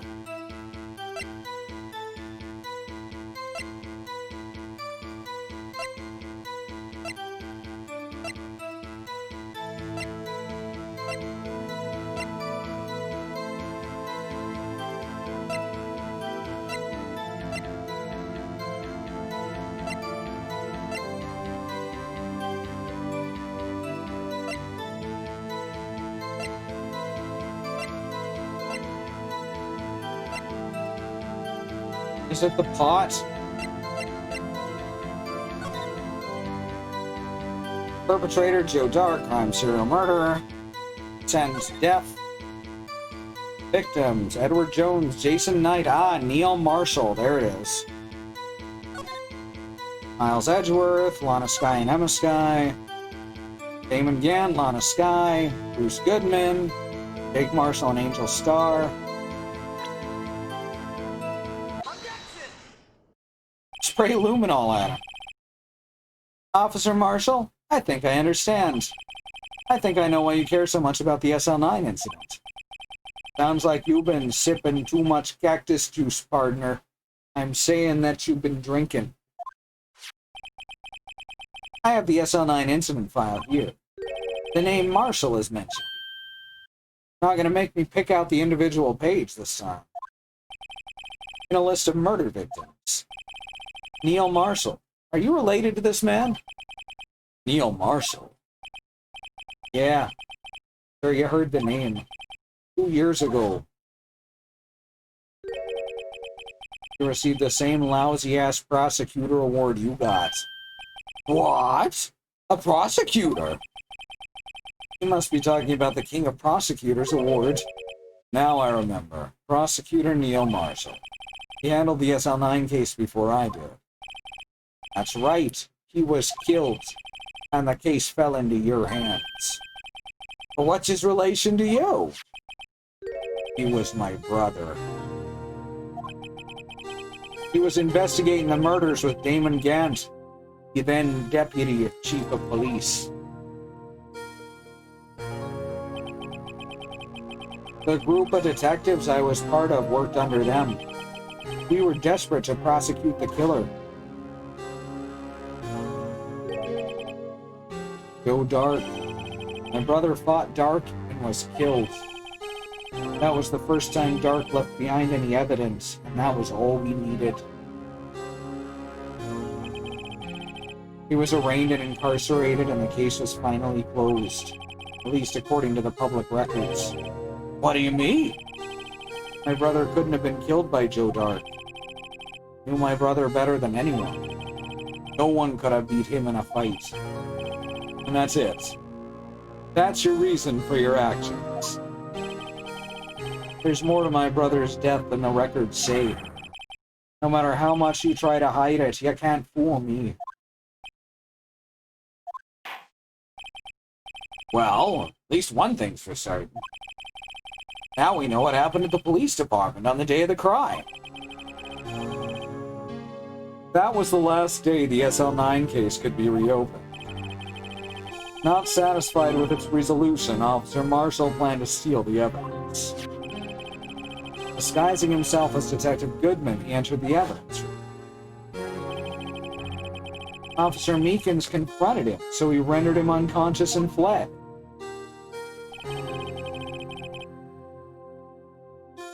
Yes, this mystery has finally been cleared up. No murder took place at the police department. The things that happen by chance never cease to amaze. At exactly the same time as the murder at the prosecutor's office, this fake murder was going on at the police department. Chance? No, it's gotta be more than that. So, if no one was murdered at the police department on the day of the crime, that means the murder in the prosecutor's parking lot was the real one. Which in turn means only one person could have committed the crime. Chief Prosecutor Lana Scott. But wait! A verdict wasn't reached in yesterday's trial. Which is why we examined the incident at the police department today. But there's only one reason the defendant was not convicted yesterday. There yet remained the mystery of the simultaneous murder at the police department. It seems to me, this boy's got the draw on you, partner. All of the mysteries at the police department have been resolved, no doubt about it. Our sole murder took place at the prosecutor's office, and the only suspect is Lana Skye. And the testimony of one Ms. Angel Starr is completely incontestable. You have a response, make it a single word or less. Is it objection? I rest my case.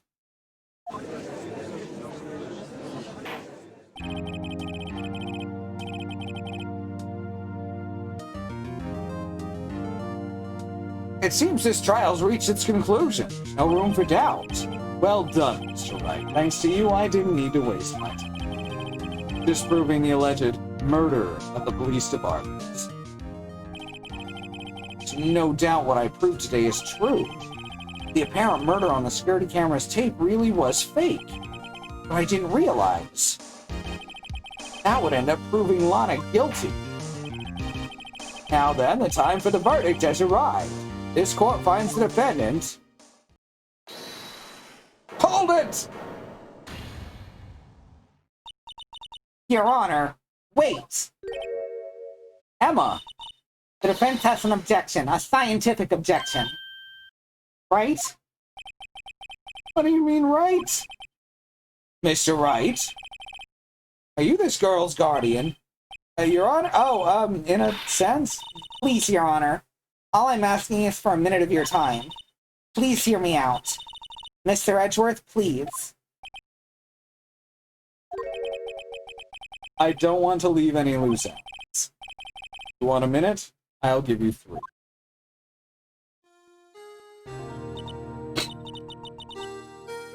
I was kind of in shock. I mean, finding out the SL9 incident referred to the Joe Dart killings? Now that she mentions it, the names of both Sky Sisters were in that file. But that's when I figured it out. I mean, what Officer Marshall was trying to do that day? So I knew his fingerprints had nothing to do with the crime. That left only one thing, the other handprint. You mean the traces of blood found on Detective Gumshoe's locker? But no fingerprints were found on it, right? No, but I figured if I examined it scientifically, I'd be sure to find a clue. So I ran over there and looked at it again. So did you find something? No. Huh? Sorry. I guess I'm not much of a scientific investigator after all.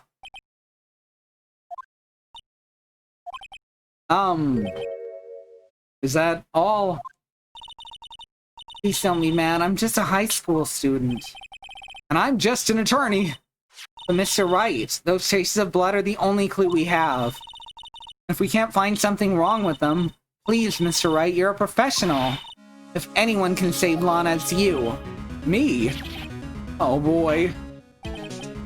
Time's up. Now then, Mr. Wright. With regard to the incident at the police department, does any reasonable doubt remain?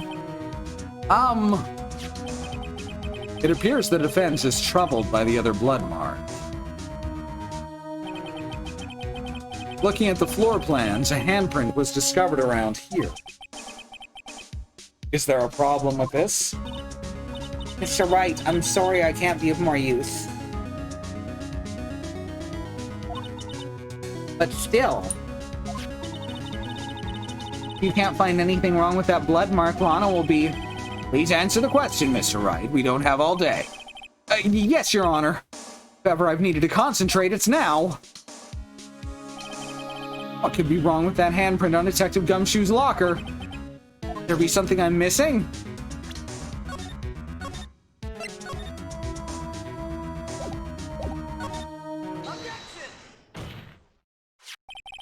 This handprint left at the crime scene clearly shows a contradiction. The only thing that seems clear is your grasping, Mr. Wright. You've been staring pretty intently at those floor plans.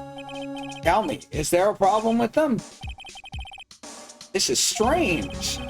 Take a good look at these floor plans. Something's missing. Missing? You mean something hasn't been drawn on there? Yes.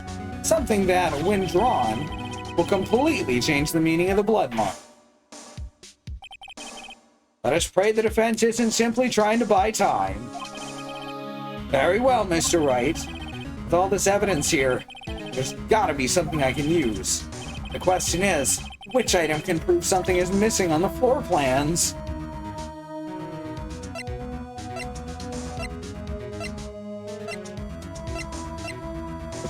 The blue badger?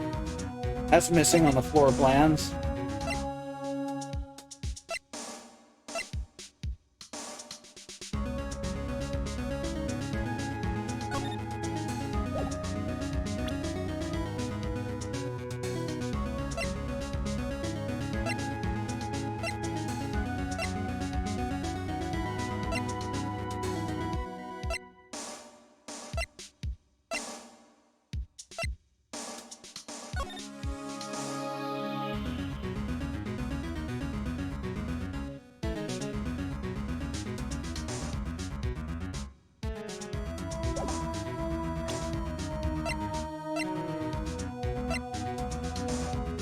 Dar?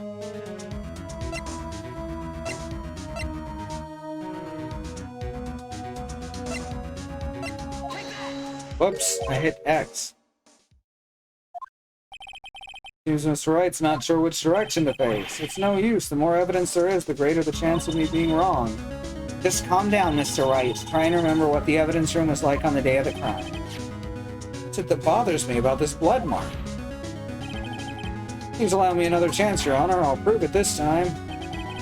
Just pray the defense isn't simply trying to buy time. Alright, so I'm not even losing health for this. So that's good.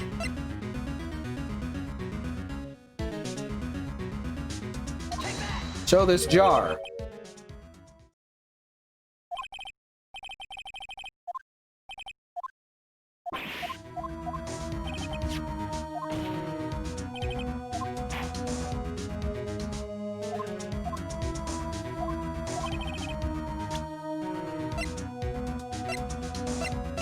I'm gonna show the blue badger.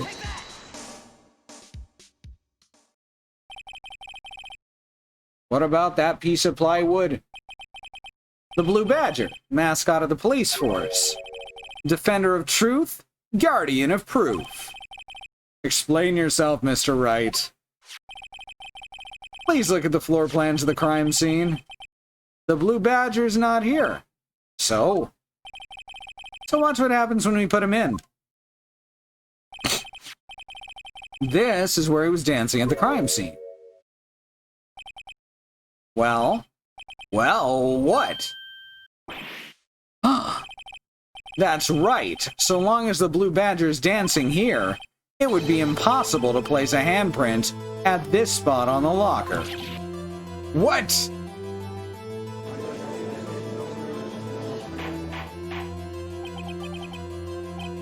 So that means, just exactly what does that mean? It means it can't be done. What do you say? Blood traces were undeniably found on that locker. Don't look at me, I didn't put it there. Mr. Wright, think it through scientifically. Emma, on that afternoon, Officer Meekins was the one who brought the blue badger to the evidence room, right? After he put it down, it would be impossible to leave a handprint on that locker. So that must mean this blood mark was left there before the blue badger was brought in. Just one moment. I will not allow such a far-fetched balderdash in my courtroom. It may sound far-fetched, Your Honor, but it's the only possible explanation. On February 21st, in the police department's evidence room, blood was spilled not once, but twice. But how? One time was captured on this tape taken by the security camera.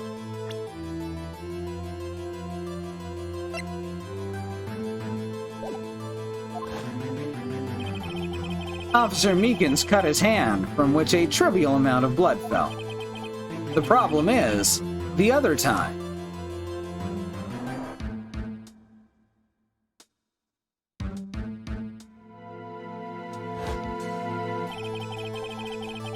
Someone bled prior to the struggle shown on this tape. It had to have been Detective Goodman when he was really murdered. That's ridiculous. I refuse to accept this absurd claim. The murder portrayed in the security tape has been proven to be a fake. However, that does not explain the blood mark found on the locker. So then, assuming this murder you purport really happened, when did it take place? I demand you show evidence that proves when it occurred. When did the first incident occur? To summarize, the defense claims that prior to Officer Meekins being cut by Jake Marshall, who was posing as Detective Goodman, another incident took place in the evidence room. That's right, the blood mark on the locker proves this. Very well, then tell us. When did this first incident occur? As Mr. Edgeworth said, proof must be presented. Proof that shows when the murder took place. There's only one piece of evidence that can show that.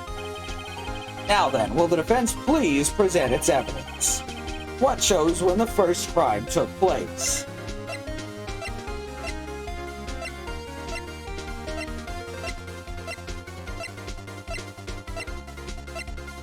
Like, it has to be the ID card, right? 4:20 p.m.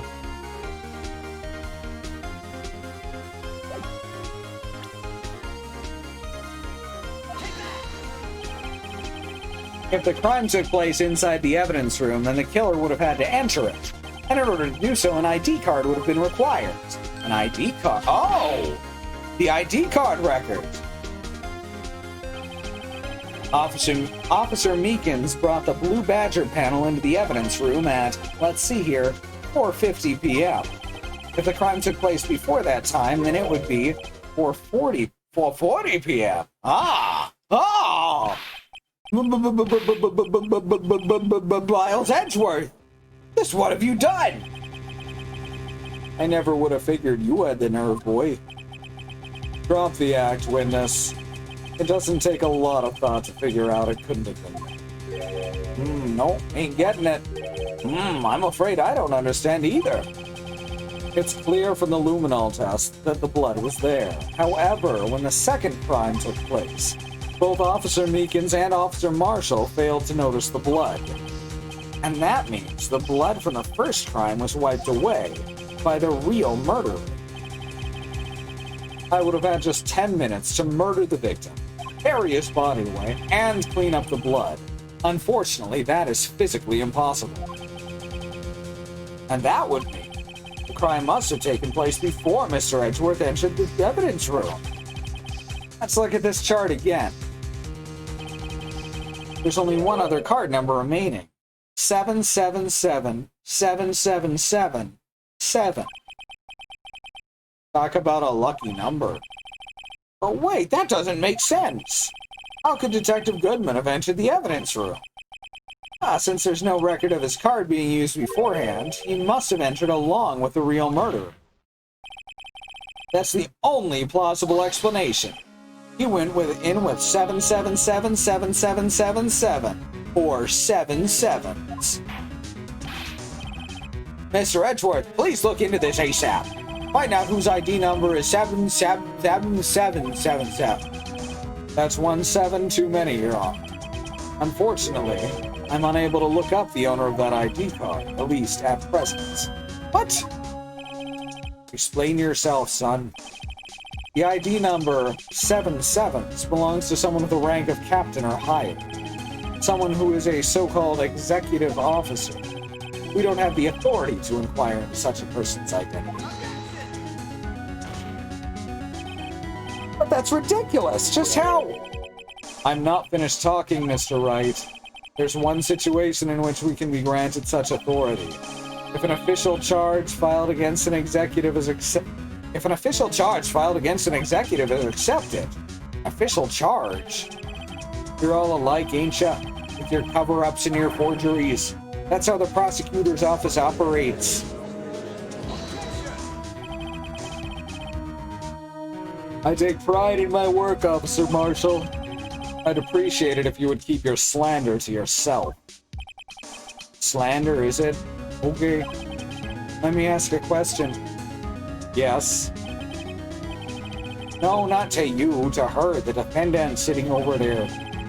Your own little executive. Anna? Don't be stupid. She's been charged with murder. Of course we've looked up her ID number. And it's not 77777777. Don't play me for a fool, partner. That's not what I want to ask. All I want to know is one thing about the incident. The SL9 incident? Answer me this, Chief Prosecutor. In that trial 2 years ago, did you really use legitimate evidence?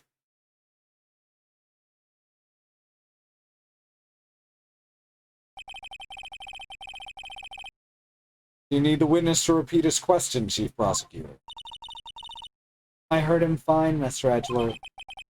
2 years ago, I was in charge of the prosecution for that trial. At the time, we felt the powerlessness of the law. At least I did.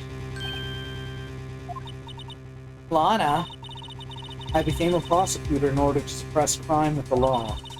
But before I realized it, we were the ones being suppressed by the law. Defendants, just what do you say? I'll ask you again, Chief Prosecutor. During that trial 2 years ago, did you really present all the evidence in court? Can you look me, an investigator in that crime, in the eye and say you did?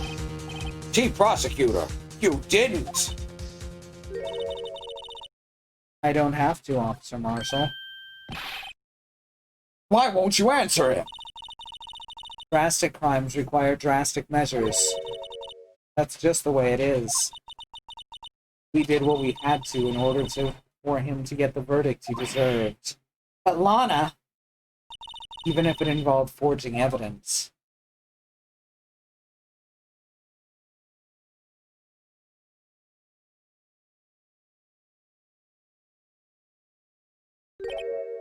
See? That's what I'm talking about. No. No!